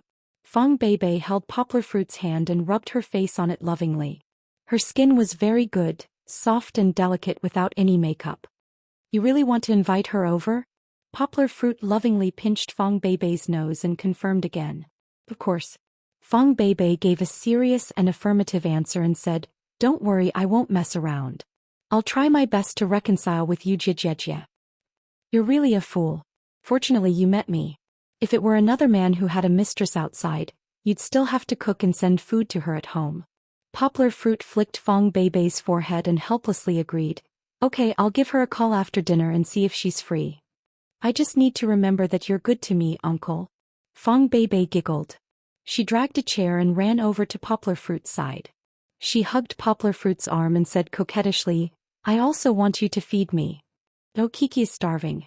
Kiki, who had been waiting for a long time, hurriedly grabbed her father's right hand and snorted, Mama Ma is not honest. Kiki kindly let you talk, but after talking you came to snatch Kiki's papa. That's right, that's right. Fong Beibei and Kiki laughed and played with each other. After dinner, when they were washing the dishes, Poplar Fruit could not help but ask, Baby, I don't understand. Why didn't you tell me the truth at the beginning? I was afraid that you'd think I was jealous. Fong Beibei pouted and said, I always give you the feeling that I'm jealous, so your impression of me will get worse and worse. Then you're terrible at lying, Poplar Fruit laughed and said, I saw through it at a glance. Oh, you're not allowed to lie. You're not allowed to lie either, okay? Fong Beibei stretched out her wet little hand and pinched Poplar Fruit's soft waist. If you lie, your nose will become sharp and long like Pinocchio's. I'm not Kiki. This kind of fairy tale can't scare me. Poplar Fruit's eyes turned. He first peeked outside. There was no movement, so he gently hugged Fong Beibei's slender body from behind. Then he held her hand in the water, lowered his head and rubbed her ears together. What are you doing? Fong Beibei's legs were a little weak. She hurriedly held Poplar Fruit's hand and moaned. When I heard you mention Pinocchio, I thought of a joke. Poplar Fruit smiled and whispered in her ear. He also used his breath to stir her crystal little ears. However, I'll tell you when Kiki falls asleep at night. Of course, Poplar Fruit was not the kind of man who would mess around. He let go of Fong Beibei, who was teased by him, and smiled mischievously. Bad uncle. Fong Beibei's cheeks were as red as if she was drunk, and it took her a while to recover from her heavy breathing. She glared at Poplar Fruit, patted her messy clothes, and then quickly bowed her head to wash the dishes. This was just some of the small things they often did in private. As for the big things at night, the young couple said that it was not enough for outsiders to know. Poplar Fruit did not forget the business. When Fong Beibei went to bathe Kiki, he called Xing Yujie and sincerely invited Xing Yujie on behalf of Fong Beibei. Xing Yujie was silent for a while, then she smiled softly and said, So you've entered the house? Ahem. Poplar Fruit did not point out Xing Yujie's inappropriate choice of words. He smiled and said, If you don't have time, I won't force you. Really. There is no other meaning in inviting you over. Beibei simply wants to fix the relationship with you. So hateful. Xing Yujie didn't want to go. Chapter 1038. Go. Why don't you go? To be honest, Xing Yujie didn't want to go because no matter how luxurious it was, no more luxurious than her own home, it was also a happy little nest. If she went there and saw Poplar Fruit and Fong Beibei showing off their love, she would only feel more depressed. However, Xing Yujie's stubbornness emerged again. Since she dares to invite me, I dare to go. Xing Yujie snorted and said, Okay, don't talk nonsense. See you the day after tomorrow. Do you think you can show off in front of me like this? Xing Yujie threw the phone on the bed, unconvinced. She picked up the clothes on the ground with her feet and was ready to take a shower. She still snorted, I'll show you why the flowers are so red. The autumn equinox was on Friday. Because it was a holiday, Fong Beibei's afternoon training was cancelled. Poplar Fruit sent her and Kiki home at noon, but he still had classes, so he went to school in the afternoon. Anyway, she gets off work very late. Don't rush to prepare the meal. Poplar Fruit smiled and said to Fong Beibei before leaving, Wait for me to come back and prepare slowly. It's no problem. However, Poplar Fruit didn't know that Xing Yujie took a day off, and also gave all the staff a day off to buy clothes. When Xing Yujie came over, Fong Beibei was playing a mathematical game of matchsticks with Kiki. For example, now Fong Beibei put many matchsticks into a mathematical equation of 7 minus 11 is equal to 4. You can only move one matchstick to make this equation work. Fong Beibei said with a smile. Living in a family of top students, Kiki's education had never fallen behind. Poplar Fruit and Fong Beibei did not teach her anything. At most, they would use some interesting games to teach Kiki some basic knowledge. As for how much she could understand, they would not test it repeatedly, nor would they ask for too much. However, Kiki was indeed talented and intelligent. After playing a few times, she had learned most of the addition, subtraction, multiplication, and division. However, this matchstick game had stumped Kiki. She stared at the matchstick on the floor and pondered. She held her small face and squeezed out a smile. However, looking at the tangled eyebrows and big bright eyes, coupled with the smile that didn't have a trace of a smile, it was really awkward to the point of being cute. If it were any other child, they would probably wave their claws in annoyance if they couldn't solve it after a while. However, Kiki had probably inherited her father's indomitable spirit when it came to solving problems. She kept staring at the matchstick, forming an image in her head and moving it around in various ways. "Goldie, don't mess around." Fong Beibei hugged Goldie, who poked its head in. Just now, Goldie came over and sneezed, blowing away the matchstick. Looking at its eyes now, it seemed that it wanted to move its claws and fiddle with it. Being hugged by its owner, Goldie simply lay down, raised its neck and comfortably enjoyed its owner's tickling. Goldie was almost 2 years old and it had finally grown into a dog. Usually when it was on all fours it was almost 1 meter tall. When it stood up, it was even able to put its hand on Fong Beibei's shoulder.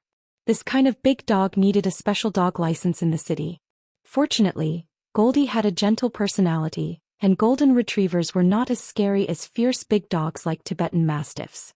On the contrary, it was very amiable. When they walked in the neighborhood, Goldie was often held by other children to play with. "I don't know how to do it."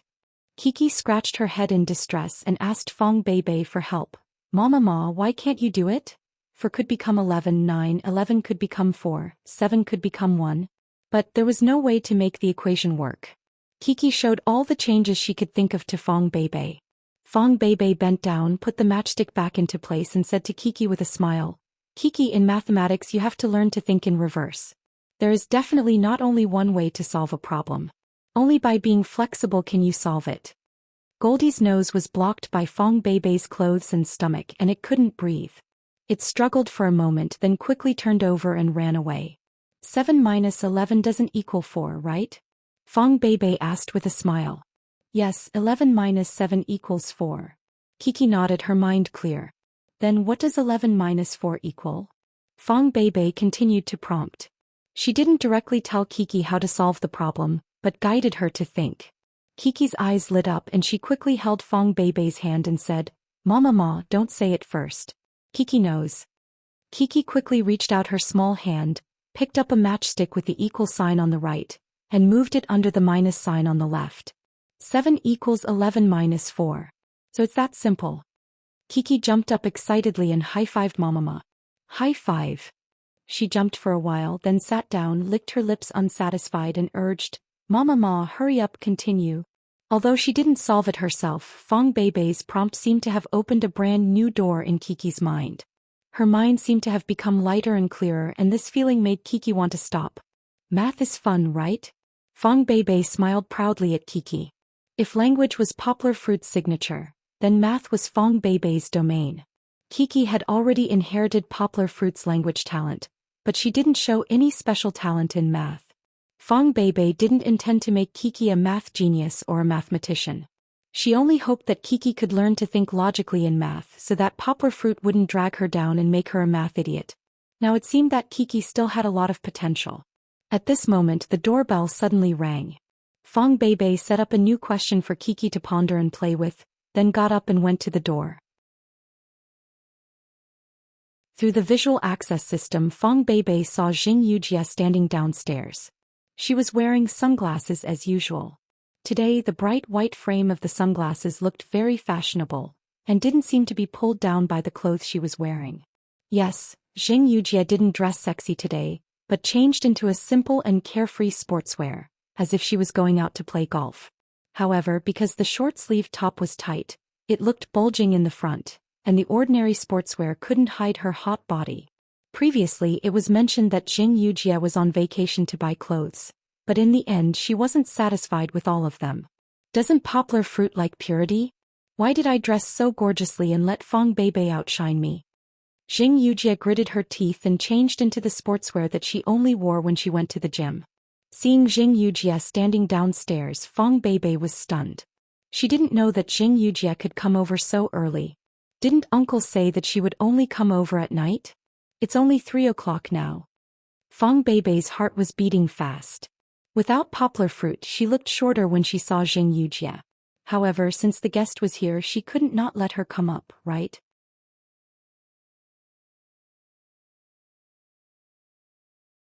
Chapter 1039. Silence, stillness and some noise. That was the current situation at home. Silence and stillness came from the absence of poplar fruit. Not long after, Fong Beibei and Jing Yujie fell into an awkward silence. As for the noise, it was the sound of Chi-Chi and Goldie playing. If it wasn't for Kiki, it would be as if there was no one at home. In fact, seeing Fong Beibei, Jing Yujie couldn't help but ask a few questions. But seeing Kiki there, she was too embarrassed to open her mouth. Jing Yujie simply sat on the sofa casually and played with her phone, as if it was her own home, crossing her legs, leaving Fong Beibei alone restlessly. Kiki, go upstairs and play first, okay? Mommy wants to talk to your auntie for a while. Fong Beibei whispered to Kiki. This won't do. Originally, they wanted to ease their relationship. How could they be in a deadlock like this? Hearing the word mother, Jing Yujie's heart was sour and she was a little unhappy. Okay then Mommy Ma, don't quarrel. Kiki was a little reluctant but her eyes rolled and she agreed. Don't worry, Mommy Ma won't quarrel with Auntie. Fong Beibei smiled and pushed Kiki's little butt. Kiki ran upstairs and Goldie, who didn't seem to like the atmosphere downstairs, also followed. The two little guys ran to Kiki's game room. However, the little guy didn't close the door but raised a finger at Goldie. Goldie might not understand other people's orders, but it could execute Kiki's orders without any mistakes. Goldie sat down with its front legs, stuck out its tongue and looked at Kiki wagging its tail on the ground. It was very obedient. It was like an adventure. Kiki nervously licked her lips, her big eyes sparkling. She picked up the slippers, put them in the room and then tiptoed out. In the corridor, Chi-Chi turned around and looked back. Gold was also nervously crawling behind her, sticking close to the ground. Kiki raised her little finger again. Goldie stuck out its tongue and put its head on the ground again. The two little guys were like thieves sneaking to the stairs. Kiki didn't dare to look up, so she had to lie on the ground like Gold and eavesdrop. Hoo-hoo.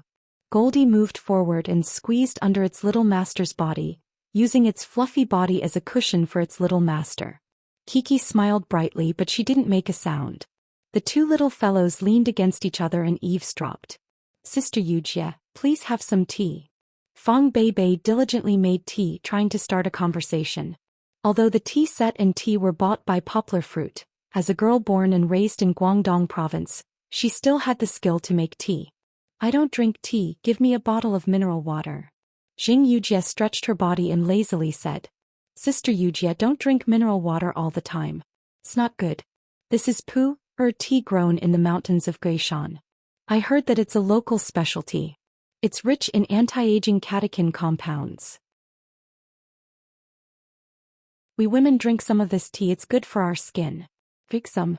Fong Beibei persuaded. Jing Yujie frowned. Hearing Fong Beibei's words, she was actually a little tempted. Moreover, Fong Beibei's skin was really good. Her face was rosy and tender. It was much better than her skin that needed to be maintained with skincare products. In the end, Jing Yujie drank it. However, she still found fault with it. Beibei, tell me, why don't you turn on the air conditioner in such hot weather? Jing Yujie said with a smile. Is it to save money for Poplar Fruit? Don't worry, now that Poplar Fruit makes a lot of money, he doesn't need to save money at all. Fong Beibei smiled and waved her hand saying, no, I don't turn on the air conditioner because it's cool in the upper floors. With the balcony doors and windows open, I don't feel hot. Besides, it's not good to always have air conditioner. It's easy to cause respiratory disease. You think that's the case? Is it because Poplar Fruit always has to endure the heat because of you? Jing Yujie was very unhappy with Fong Beibei's long-winded manner and aggressively asked. That's what he said. Fong Beibei laughed and said, when I was in the dormitory, I used to turn on the air conditioner with my roommates. I'm very afraid of the heat. Later, when I lived with Uncle, I learned a lot of healthy living habits from him and now my body is a lot better. Listening to Fong Beibei's words, Jing Yujie was somewhat silent. Sister Yujie, if you feel hot, I'll go and get the air conditioner for you. It's now in the guest room downstairs. Fong Beibei stood up and said. Chi-Chi was startled by her sudden movement. She hurriedly pulled Goldie and fled in a hurry. The pitter-patter of their footsteps could be heard from upstairs. Fong Beibei felt a bit strange, but she didn't think much about it because her spirit was still tense. No need. Jing Yujie waved her hand, snorted and said, if you can endure it, I can also endure it. Beibei. Jing Yujie simply didn't pretend to be cold. Pretending is not her character. She likes to be straightforward. Her pair of beautiful red phoenix eyes stared straight at Fong Beibei and asked, I know the reason why you invited me here. Do you think that by putting on the attitude of the hostess, you'll make me back down? The atmosphere suddenly became tense, as if there was a powder keg placed there, ready to explode at any moment. However, today Fong Beibei didn't want to quarrel with her. She quickly waved her hand and nervously said, No, Sister Yujie, you misunderstood. I don't want to put on any attitude to provoke you. This time I invited you to my house to ease the relationship between us. I like poplar fruit. Do you think that with this you can still be my friend? Jing Yujie disdainfully smiled. Don't be naive, little sister. You're a student, yes, but you're also an adult. Don't pretend that you don't know anything. I know we're unlikely to be friends, Fong Beibei sadly said, but I still want to improve the relationship between us as much as possible. We can't always be like this, confronting each other like enemies. What do you mean? Jing Yujie didn't understand. Every time uncle wants to go to the publishing house, he has to carefully ask for my opinion. Fong Beibei said. She raised her head and sincerely said, I really don't have anything to do with it. He looked for you because of the publishing house. I understand. I don't want him to do a bad job because of me, and I don't want him to be caught in a dilemma between us. What do you mean by a dilemma? Jing Yujie couldn't help but ask. Obviously, Poplar Fruit has already made his choice, okay? But she didn't say anything else. She didn't want to expose her weakness that night in front of Fong Beibei. It's just that if our relationship can ease a little, Uncle won't have to bear too much psychological pressure. Fong Beibei explained. Chapter 1040. Then why don't you give him to me? Hearing Fong Beibei's words, Jing Yujie stood up and said angrily, You know how important I am to him. If you love him, you should let him go and not drag him down. It seemed that they were back to the topic of the argument between Jing Yujie and Fong Beibei. No, it's not like that. This time Fong Beibei did not back down, but she was not in a hurry to argue. She said softly, Sister Yujie, don't be anxious. Sit down and listen to me slowly. Let's not quarrel, okay? Jing Yujie really couldn't do anything to Fong Beibei in this state. She didn't want to make a scene out of nothing. She sat down with her arms crossed in anger and said, Who wants to quarrel with you? Uncle, I won't give him to you. Although her voice was soft, Fong Beibei still said firmly, Moreover, Uncle won't give up on me. I know, aren't you spoiled because of his favor? Jing Yujie was irritated. She couldn't bear to hear Fong Beibei say that because it was the truth. Other than relying on Poplar Fruit's love to bully me, what else can you do? It's really not like that. Fong Beibei was so anxious that she wanted to cry, but she wouldn't be weak anymore. She sniffed and said, I don't want to bully you, but aren't our hearts the same? We both want to be good to him, right? I've come to a conclusion. Why did Uncle and I get together? Fong Beibei said seriously, as if she was solving a math problem. The first reason, of course, is that we both had a good impression of each other from the beginning. Although it wasn't love at first sight, but really when we first met we felt good about each other. Love at first sight is a lie. Jing Yujie said sourly. Yes, that's right.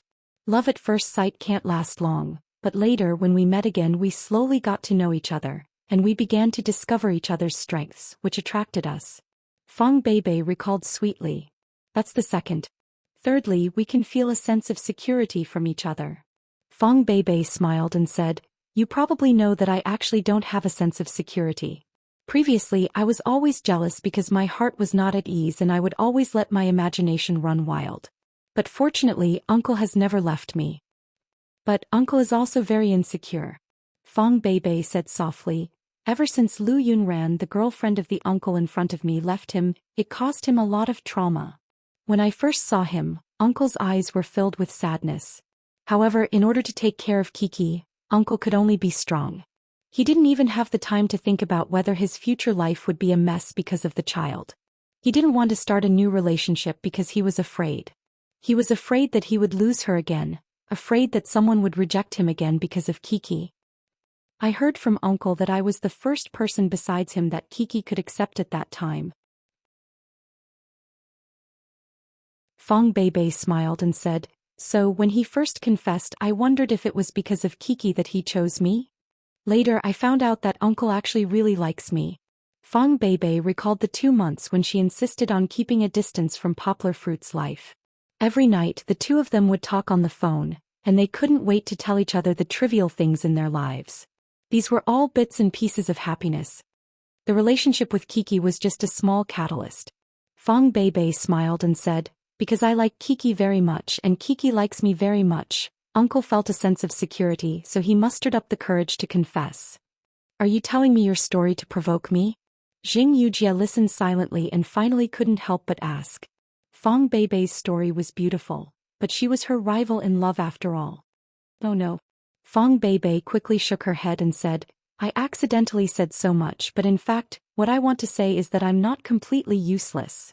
What Uncle wants is a family. I can accompany him and Kiki and then we can build a warm and happy family together. Fong Beibei said, besides when he needs to work I can take care of Kiki. Actually, this was also something that Jing Yujie couldn't do.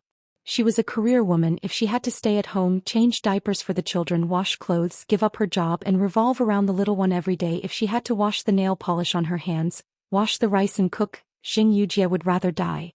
What you do isn't it the work of a nanny? If you hire a nanny, won't you be replaced in minutes?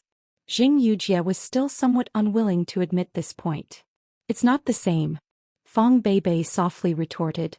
A nanny can't give me the love and companionship that I can give to Uncle, can't give me the care and guidance that I can give to Kiki. Then what's the meaning of your life? No job? No friends, no independent thoughts. Do women have to become the vassal of the family? Jing Yujie suddenly felt that Fong Beibei was very pitiful. Although she disdained, she still frowned and asked. Fong Beibei laughed and said, Sister Yujie, you may have really misunderstood. The companionship I'm talking about doesn't mean that every day, every night, every moment. For example, taking care of Kiki. If I have time I will take care of her. If Uncle has time he will also accompany Kiki. If we don't have time, then we will ask our parents, relatives or friends to help take care of her. Apart from family we all have our own studies and things to do. Fong Beibei laughed and said, recently I have been busy preparing for the competition, and Uncle has helped me with a lot of things. Sometimes at night, in order to let me have more time to study, he doesn't even do the housework for me. Speaking of friends, Uncle and I are clear about these interpersonal relationships. On the weekend it's common to go out with friends and go shopping. How can you say that we don't have our own lives? Fong Beibei said, we just put family in the most important position and give the best time to the people we love the most. Jing Yujie opened her mouth but no sound came out. She was really not convinced, but she found that she had no reason to refute. What Fong Beibei said was exactly what she could not do. At that time, if the question was asked in reverse, it was actually correct. Apart from adding flowers to the foundation of Poplar Fruit's success, what can you give him? Can he be happy?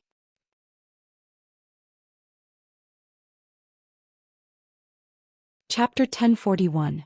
Finally, Poplar Fruit came back. He came back with big and small bags of raw meat and vegetables. He opened the door easily and took off his shoes while shouting, "Baby, I'm back." However, when he saw two women in front of him, the expression on his face could no longer be relaxed. What? Jing Yujie came early? Fong Beibei came over to help Poplar Fruit take the bags in his hand. She smiled and explained to him, "It turns out that your publishing house is on holiday today. Sister Yujie came early." They didn't fight. Poplar Fruit was a little surprised. He looked at their expressions suspiciously and then looked at Kiki, who had just arrived. Fong Beibei and Jing Yujie were fine. Although they didn't talk and laugh very exaggeratedly, the atmosphere was not tense. Kiki was smiling happily. Seeing her father come back, the little girl was the happiest one. "Papa, Papa." Kiki asked her father to pick her up, then put her arms around her father's neck and whispered in his ear. Kiki learned a few math problems today and played games with matchsticks. Kiki will teach you, okay? When there was something good, of course she wanted to share it with her favorite father as soon as possible. Poplar Fruit smiled and kissed his daughter's face, saying, "Not now. Isn't the aunt at home? I have to entertain the guests, so I have to cook for everyone. Kiki can teach me later." When she said that she was a guest, Jing Yujie felt very uncomfortable. She sighed faintly, crossed her hands in front of her chest and stood proudly. "Well, Kiki is hungry too. Papa, hurry up and cook." Kiki smiled and kissed her father, then ran to play with Goldie. Fong Beibei just entered the kitchen. Poplar Fruit looked at Jing Yujie in confusion and asked, "Why are you here so early? Are you two all right?" Jing Yujie snorted and said, "Who knew you weren't at home? Don't worry, I didn't do anything to my daughter's friend. Isn't world peace what you want to see?" It was impossible for her to admit that she was suppressed by Fong Beibei's words today. Miss Jing had never admitted defeat. Poplar Fruit laughed dryly and fled into the kitchen. Fong Beibei was sorting the vegetables bought by Poplar Fruit into baskets and plates. "Baby, you guys are okay, right?" Poplar Fruit pressed Fong Beibei's shoulder from behind and helped her massage it. He was still a little nervous as he asked. Fong Beibei said with a smile, "It's okay, don't worry. Sister Yujie came 2 hours early and I talked to her for a long time. Then we talked about a lot of things. Even if we can't become good friends, our relationship won't be as tense as before." He made it sound so simple. Poplar Fruit felt that it was a little unbelievable. Because he knew Jing Yujie's character. Once she decided on something, even 8 horses couldn't pull her back. Moreover, she didn't listen to advice. Even if Poplar Fruit asked her to give up many times, she still wouldn't be willing to. And between the two women, in Poplar Fruit's view, it could be said that the relationship between them was like fire and water. In TV dramas this was called a harem fight, but on the internet it was called a cat fight. It was completely impossible to ease the competitive relationship, so how could it make Poplar Fruit's jaw drop and have a dramatic change in just 2 hours? What's more, this matter was led by the weak and delicate girl that he had always thought of as someone who needed his protection. Poplar Fruit didn't know that in fact Fong Beibei was talented and intelligent, and could distinguish right from wrong. Previously, she cried and was jealous from time to time because she hadn't completely recovered from the shadow of her first love. Since Poplar Fruit accompanied her through the most emotional night, Fong Beibei had completely let go of the past and really recovered her original personality. Just like when Poplar Fruit first met her, the bright and intelligent girl was back. Fong Beibei understood that instead of being timid, it was better to be magnanimous. Since she couldn't change other people's thoughts, Jing Yujie was determined to pursue Poplar Fruit's obsession, and she couldn't change the fact that Jing Yujie and Poplar Fruit were in contact. After all, it was Poplar Fruit's career. For the sake of Poplar Fruit, she had to learn to accept her. The acceptance here was naturally not the kind of dirty acceptance that everyone thought, but turning an enemy into a friend. Even if they couldn't become friends, they didn't want to be enemies. Through understanding her, she would also let her understand herself and her family. Perhaps one day she would finally let go. Fong Beibei was open and aboveboard. She put all her thoughts on the surface from the beginning to let Jing Yujie know, and let Poplar Fruit understand her efforts. She was using her tolerance to better protect this family. And this kind of open scheme just happened to hit Jing Yujie's weak spot, and it was also something that Jing Yujie knew but couldn't resolve. It was also for the sake of Poplar Fruit. She couldn't reject Fong Beibei's kindness to her, and it was also for the sake of Poplar Fruit. She couldn't quarrel with Fong Beibei anymore. As for other despicable means, Queen Jing wouldn't do it and she disdained to use them. Damn it! Fong Beibei had shown her trump card right from the start, but even so she didn't have any trump card in her hands that could win. But even so, Jing Yujie wouldn't admit defeat. Wasn't it just becoming friends? Wasn't it just using Poplar Fruit's loyalty to scare others? Jing Yujie secretly made a push in her heart. Can't handle a little girl like you? I don't believe that I can't. Becoming friends could also increase the chances of her interacting with Poplar Fruit. Jing Yujie was full of fighting spirit as she thought, who's going to win and who's going to lose? It's still hard to say. Poplar Fruit didn't know what women were thinking, and he couldn't be bothered to think about it. Alright, it's good that you guys don't fight. I'll go change my clothes. I won't cook Chinese food today, but I'll cook a nice and delicious French meal for you guys. Poplar Fruit patted Fong Beibei's slender waist and walked out laughing. Poplar Fruit didn't learn French cuisine systematically, but there were many guides on the internet.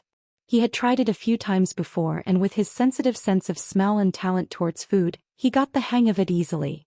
The specialty of French cuisine was that the food couldn't be overcooked, and it had to be cooked to 60 to 70% to ensure the freshness of the food as much as possible. The sauce had to be prepared carefully and use less cooking oil. Butter, cheese, and gelatin could all be added into the list of ingredients. The most important thing was the plate presentation. It had to be delicious and it had to look good. Kiki liked to eat French cuisine, and she liked to eat French cuisine made by her father even more. Her opinion couldn't be used as a reference. However, Jing Yujie, who was never picky about food but was very picky about her compliments, actually gave Poplar Fruit a 5-star rating. This made Poplar Fruit very surprised. French cuisine paired with a Mediterranean-style restaurant, dining table and tableware. Fong Beibei and Jing Yujie both drank a little red wine, and their slightly tipsy appearance was very beautiful. The two of them even forced Poplar Fruit to choose the best. Fong Beibei's purity, Jing Yujie's coquettishness. Fong Beibei's affection, Jing Yujie's stubbornness. Fong Beibei's purity, Jing Yujie's coquettish. Fong Beibei's affection and Jing Yujie's stubbornness. It was really hard to choose. Fortunately, Poplar Fruit had an idea. He raised Kiki's little hand next to him and said with a smile, "No one is more beautiful than my family's princess Kiki." Kiki also thinks so. The little fellow was so happy that she couldn't close her mouth.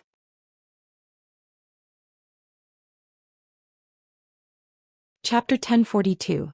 A few days later, Fong Beibei followed the team to the United States. She had a lot of responsibilities this year as she had to lead a small team to participate in the competition. Compared to last year, with the support of Poplar Fruit's secret manuals, the entire Higashiyama University was able to achieve great success. This year's results would not be very optimistic. This was because the secret manuals would definitely be leaked out. Many schools not only obtained Poplar Fruit's secret manuals through various channels, but they also invited their own English majors to train their team members. Dongshan University had already lost its original advantage. It could only compete with its domestic and foreign opponents with real swords and guns. But this is good too. Fong Beibei said to Poplar Fruit in high spirits. Only in a fair environment can we know if our results are better than others, and if we can get the most valuable first place. As the team leader this year, Fong Beibei was aiming for first place. This confidence did not only come from Poplar Fruit's private lessons, but also from her unremitting efforts over the past year. After last year's competition, Fong Beibei clearly understood her own shortcomings. With her talent in mathematics and the guidance of her mentor, Fong Beibei was no longer the same as before. Poplar Fruit and Kiki set off to meet up with Fong Beibei on National Day. At that time, Fong Beibei had just finished her closed preparation period and competition period. Poplar Fruit had also adjusted the school's curriculum, so they had 2 weeks to play in the United States. After going to the United States, they naturally had to visit their old friend Alan. Other than bringing the children to play in Children's Paradise Disneyland, Poplar Fruit also chatted with Alan for a long time about their achievements over the past year. "Because of your card game, we have been cursed a lot less this year." Alan smiled with a red face. Not only was there a lot less criticism, but Hearthstone was also a game that allowed Blizzard to earn a lot of money. The reason why there wasn't a lot of scolding was because Blizzard liked to skip votes. Needless to say about the World of Warcraft, there were a lot of veteran-level players who were so old that they were about to turn into ashes. They were really crying and scolding Blizzard for not doing anything, but they were still reluctant to play this old game that had accompanied them for more than a decade. As for the Hero of the Storm that was about to be released, it had been delayed again and again. Due to some of the pictures and news leaked during the closed beta, the hungry netizens were already stomping their feet and cursing non-stop. Fortunately, Hearthstone was able to temporarily save the burning flames. The success of your games on mobile platforms is much better than Hearthstone's, Alan said enviously. Although he would never say this in front of outsiders, he honestly admitted Blizzard's decline in the mobile game market to Poplar Fruit. Poplar Fruit laughed. "How is this my game? It's all designed by my friends, it has nothing to do with me." Although he had invested in popular games such as IMMT and Flappy Bird, Poplar Fruit didn't care about it and didn't know the details of the operation. Even if they made a lot of money, it was just a number on his account. However, when it came to mobile platforms, Poplar Fruit still had some experience because he had a part in Flappy Bird's success. Mobile games nowadays aren't just carriers of games, they're also important tools for people to spend their fragmented time. Poplar Fruit spoke with assurance. Moreover, for games, people are more willing to share with their friends, just like in previous online games where they could team up with their friends to fight monsters. For mobile games, if you can increase social interaction, you'll definitely be able to achieve good results. Alan didn't dare to disagree with the first part, but when it came to the relationship between games and social interaction, Alan nodded silently. This was because in the second half of the year, a lot of outstanding games had shown this trend, and Flappy Bird was the most dazzling representative. Poplar Fruit didn't understand these things. The only reason he could speak with assurance was because he had read a lot of books and read too many of the latest and most comprehensive newspapers and magazines. Among them, there were many technology and financial magazines that analyzed these business models, and there were many in-depth works by capable people.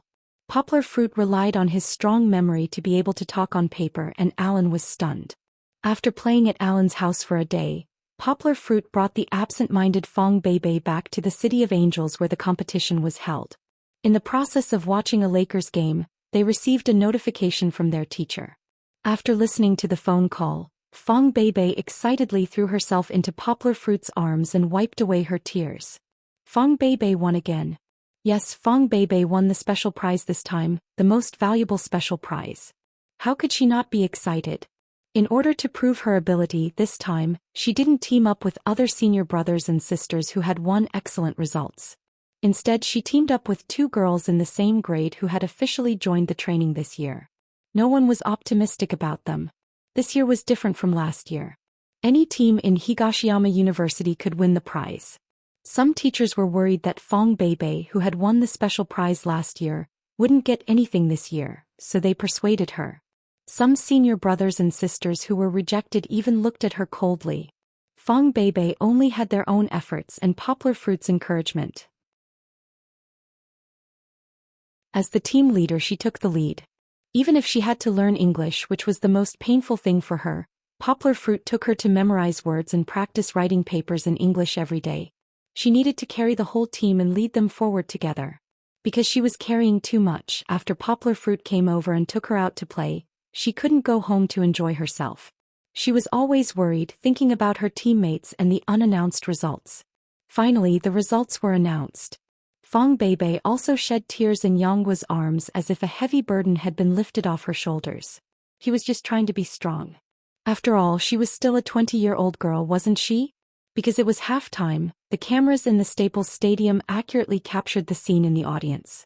Poplar Fruit and Fong Beibei were on TV. Of course, they didn't know that the scene was also captured on Chinese online TV.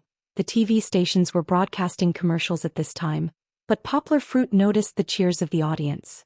"Baby, look." Poplar Fruit held Fong Beibei, who was still crying, and his gluttonous daughter who was holding popcorn, and pointed at the big live TV and laughed. "Kiss. Kiss." The cheers of the audience were endless. Although no one recognized Poplar Fruit for the time being, this was a common warm-up program in an NBA stadium. Kobe, who had not returned because of his injury, stood up and clapped in his suit on the sidelines. "Baby, come on." Poplar Fruit, who rarely showed affection in front of outsiders, looked affectionately at Fong Beibei, who was wiping her tears and giggling foolishly. He lowered his head and kissed her on the lips.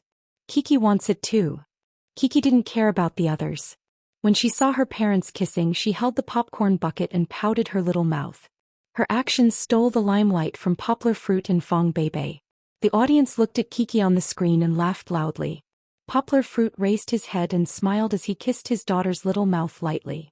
Then the whole family happily waved their hands at the camera that was approaching them.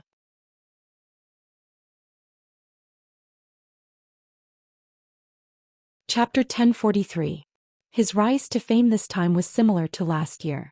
The only difference was that last year's star was Mr. Mo, while this time, Poplar Fruit was the only star. Of course, the level of fame had increased, but the form was still the same.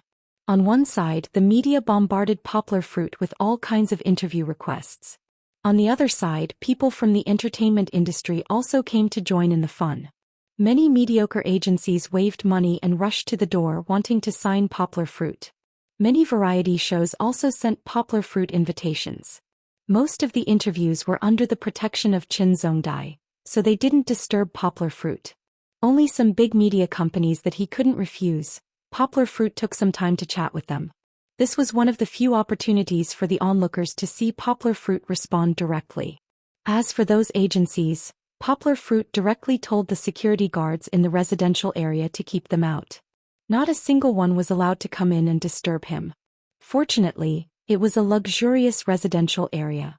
The people who lived here were all rich people, so the security guards didn't dare to neglect them. If it was still the teacher's apartment on campus, Poplar Fruit would definitely be annoyed. Poplar Fruit also turned down the invitations to variety shows, including Mr. He's invitation to go to the Happy Base camp again. Poplar Fruit didn't agree either. He was busy. He rushed back to teach the students, and he had to translate Meng Luo's novel in a foreign language.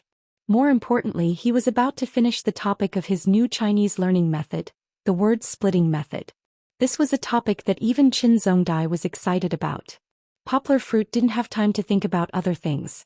Don't forget, he still had to go to Sweden at the end of November and the beginning of December. Qin Zongdai gave him a strict order. I gave you a break before, but you still can't stop playing? Hurry up and write the thesis for me. Don't drag it out until December.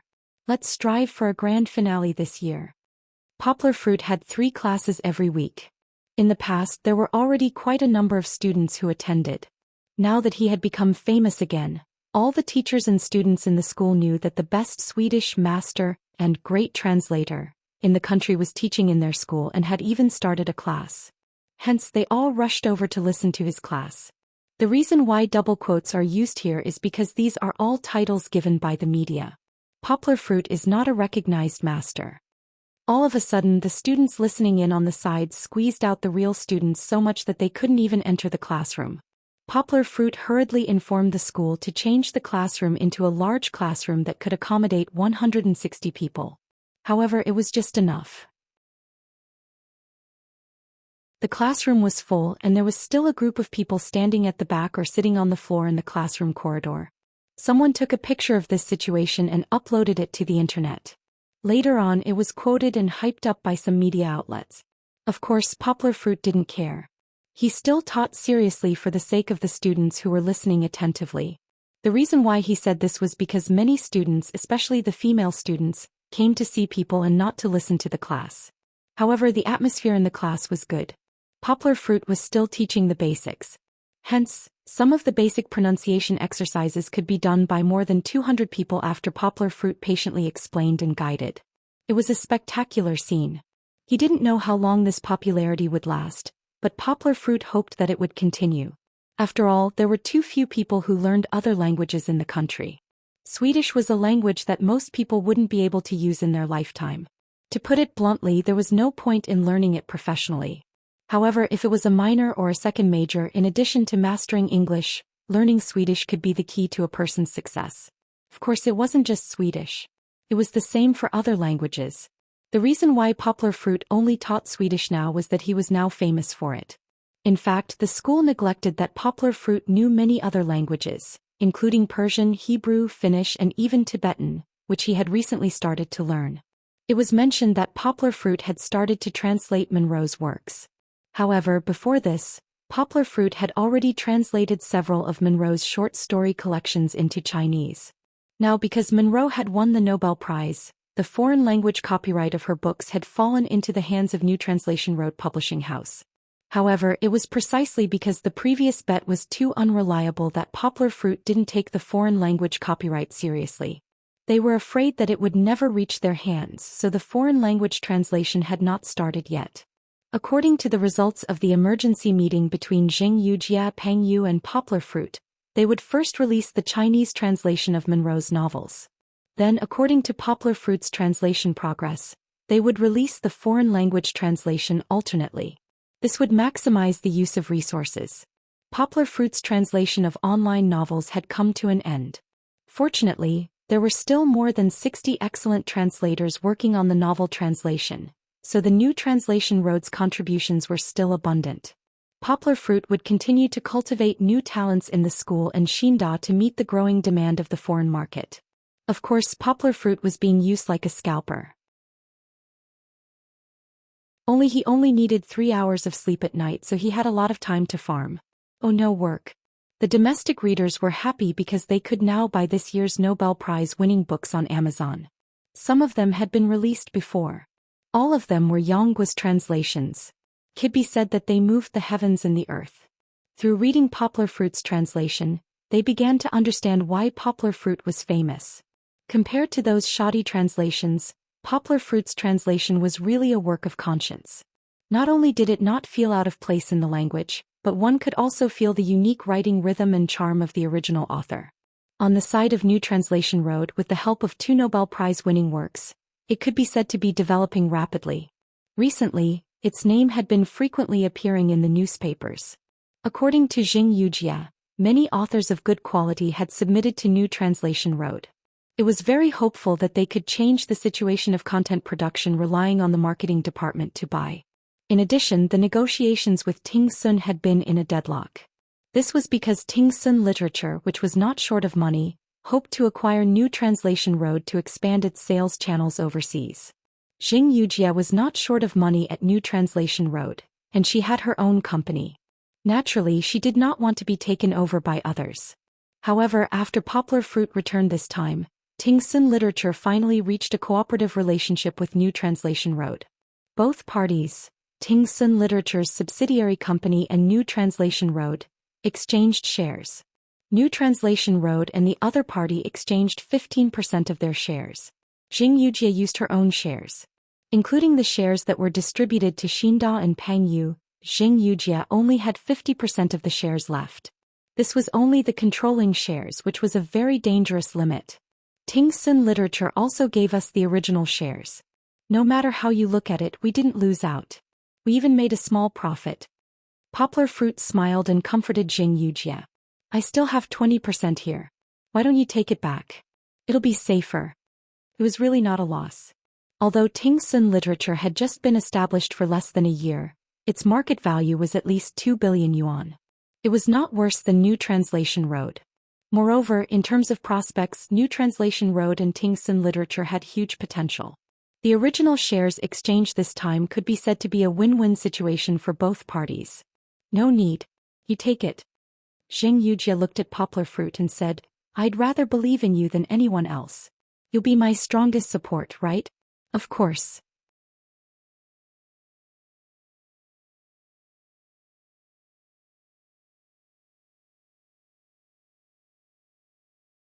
Chapter 1044. Poplar Fruit was not the most popular person in China in October. He was, at most, a well-known figure. He was more of a legend in the academic and intellectual circles. When it came to the commoners, everyone just laughed happily and said that the handsome young man was quite good. Then there was nothing else. What really attracted the public's attention was a parent-child program from South Korea that had just been broadcasted in China. Where are we going, Daddy? When Poplar Fruit was still in America, the first episode was officially broadcasted on Friday primetime on October 11th. The first episode attracted the attention of the entire country. Not to mention the star fathers, the 5 children were all very unique. The wind-like girl, the crybaby princess, the cool brother Stone, the handsome Tian Tian, and the childlike Kimmy captured the hearts of the entire audience, including the hearts of Poplar Fruit's family. Although they did not make it in time for the first episode, Fong Beibei, who had been looking forward to it since a long time ago, found a video online and watched it with Poplar Fruit. Then Kiki joined in and everyone started to watch it from the beginning. Funny, a pronunciation that's between calling and cute. Translator, Endless Fantasy Translation Editor, Endless Fantasy Translation Translator, Endless Fantasy Translation Editor, Endless Fantasy Translation Translator, Endless Fantasy Translation Editor, Endless Fantasy Translation Translator, Endless Fantasy Translation. Daddy, learn from me. Kiki placed her little hand in her father's palm and shook it. She giggled and said, See you. Love you. Poplar Fruit did not follow the script and deliberately misbehaved. It's not see you, it's love you. Chi-Chi was a little confused by her father's words. She couldn't tell the difference herself, so she quickly corrected herself in exasperation. No, it's not love you, it's see you. Let's talk about this first. Poplar Fruit laughed mischievously. I'm not playing with you anymore.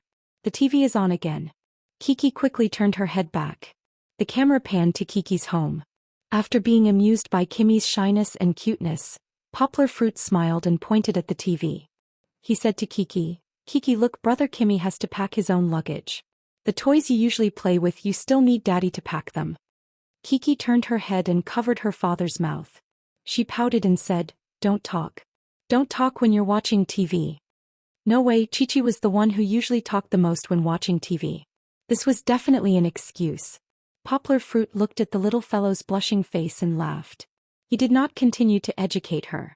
Poplar Fruit also knew that the child was quite resistant to lecturing. He would find a chance to slowly cultivate her good habits in the future. If he continued to lecture her now, Kiki might not be happy watching TV. Angela, who had been woken up from a deep sleep, wiped her tears and cried like a little kitten. Kiki was a little embarrassed and began to bury her head in her father's arms. "What's wrong?" Poplar Fruit asked with a smile. In fact, he had already guessed the reason. "Papa, Kiki, does Kiki cry so badly when she gets up?" Kiki asked shyly as she buried herself in her father's arms. The little fellow was growing up now, but there were two things that had not changed. The first was that she liked to be clingy with her father and liked to act like a spoiled child. The second was that she was very grumpy when she got up. Moreover, not only did the latter not lessen, but it also became stronger as she grew older. Whether it was in the morning or at noon, as long as Kiki was woken up before she had enough sleep, she would definitely cry for a while. With her father around, she would recover faster. Without her father around, even Fong Beibei would have to spend more than 10 minutes coaxing her. It seemed that Angela's behavior made Kiki think of herself and she began to feel shy. However, shyness was one thing. After a while she would forget about it. It was estimated that she would still cry when she woke up next time. "No, it's not exactly the same," Poplar Fruit said with a smile. However, he changed the topic and said, "If you eat a little more, then you will be as ugly." Ugly was just an exaggeration. How could a child be ugly? A weeping beauty was even more lovable.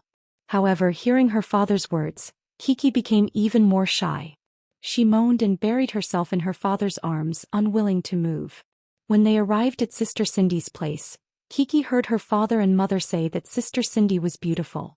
Only then did she sneak out to look at the TV.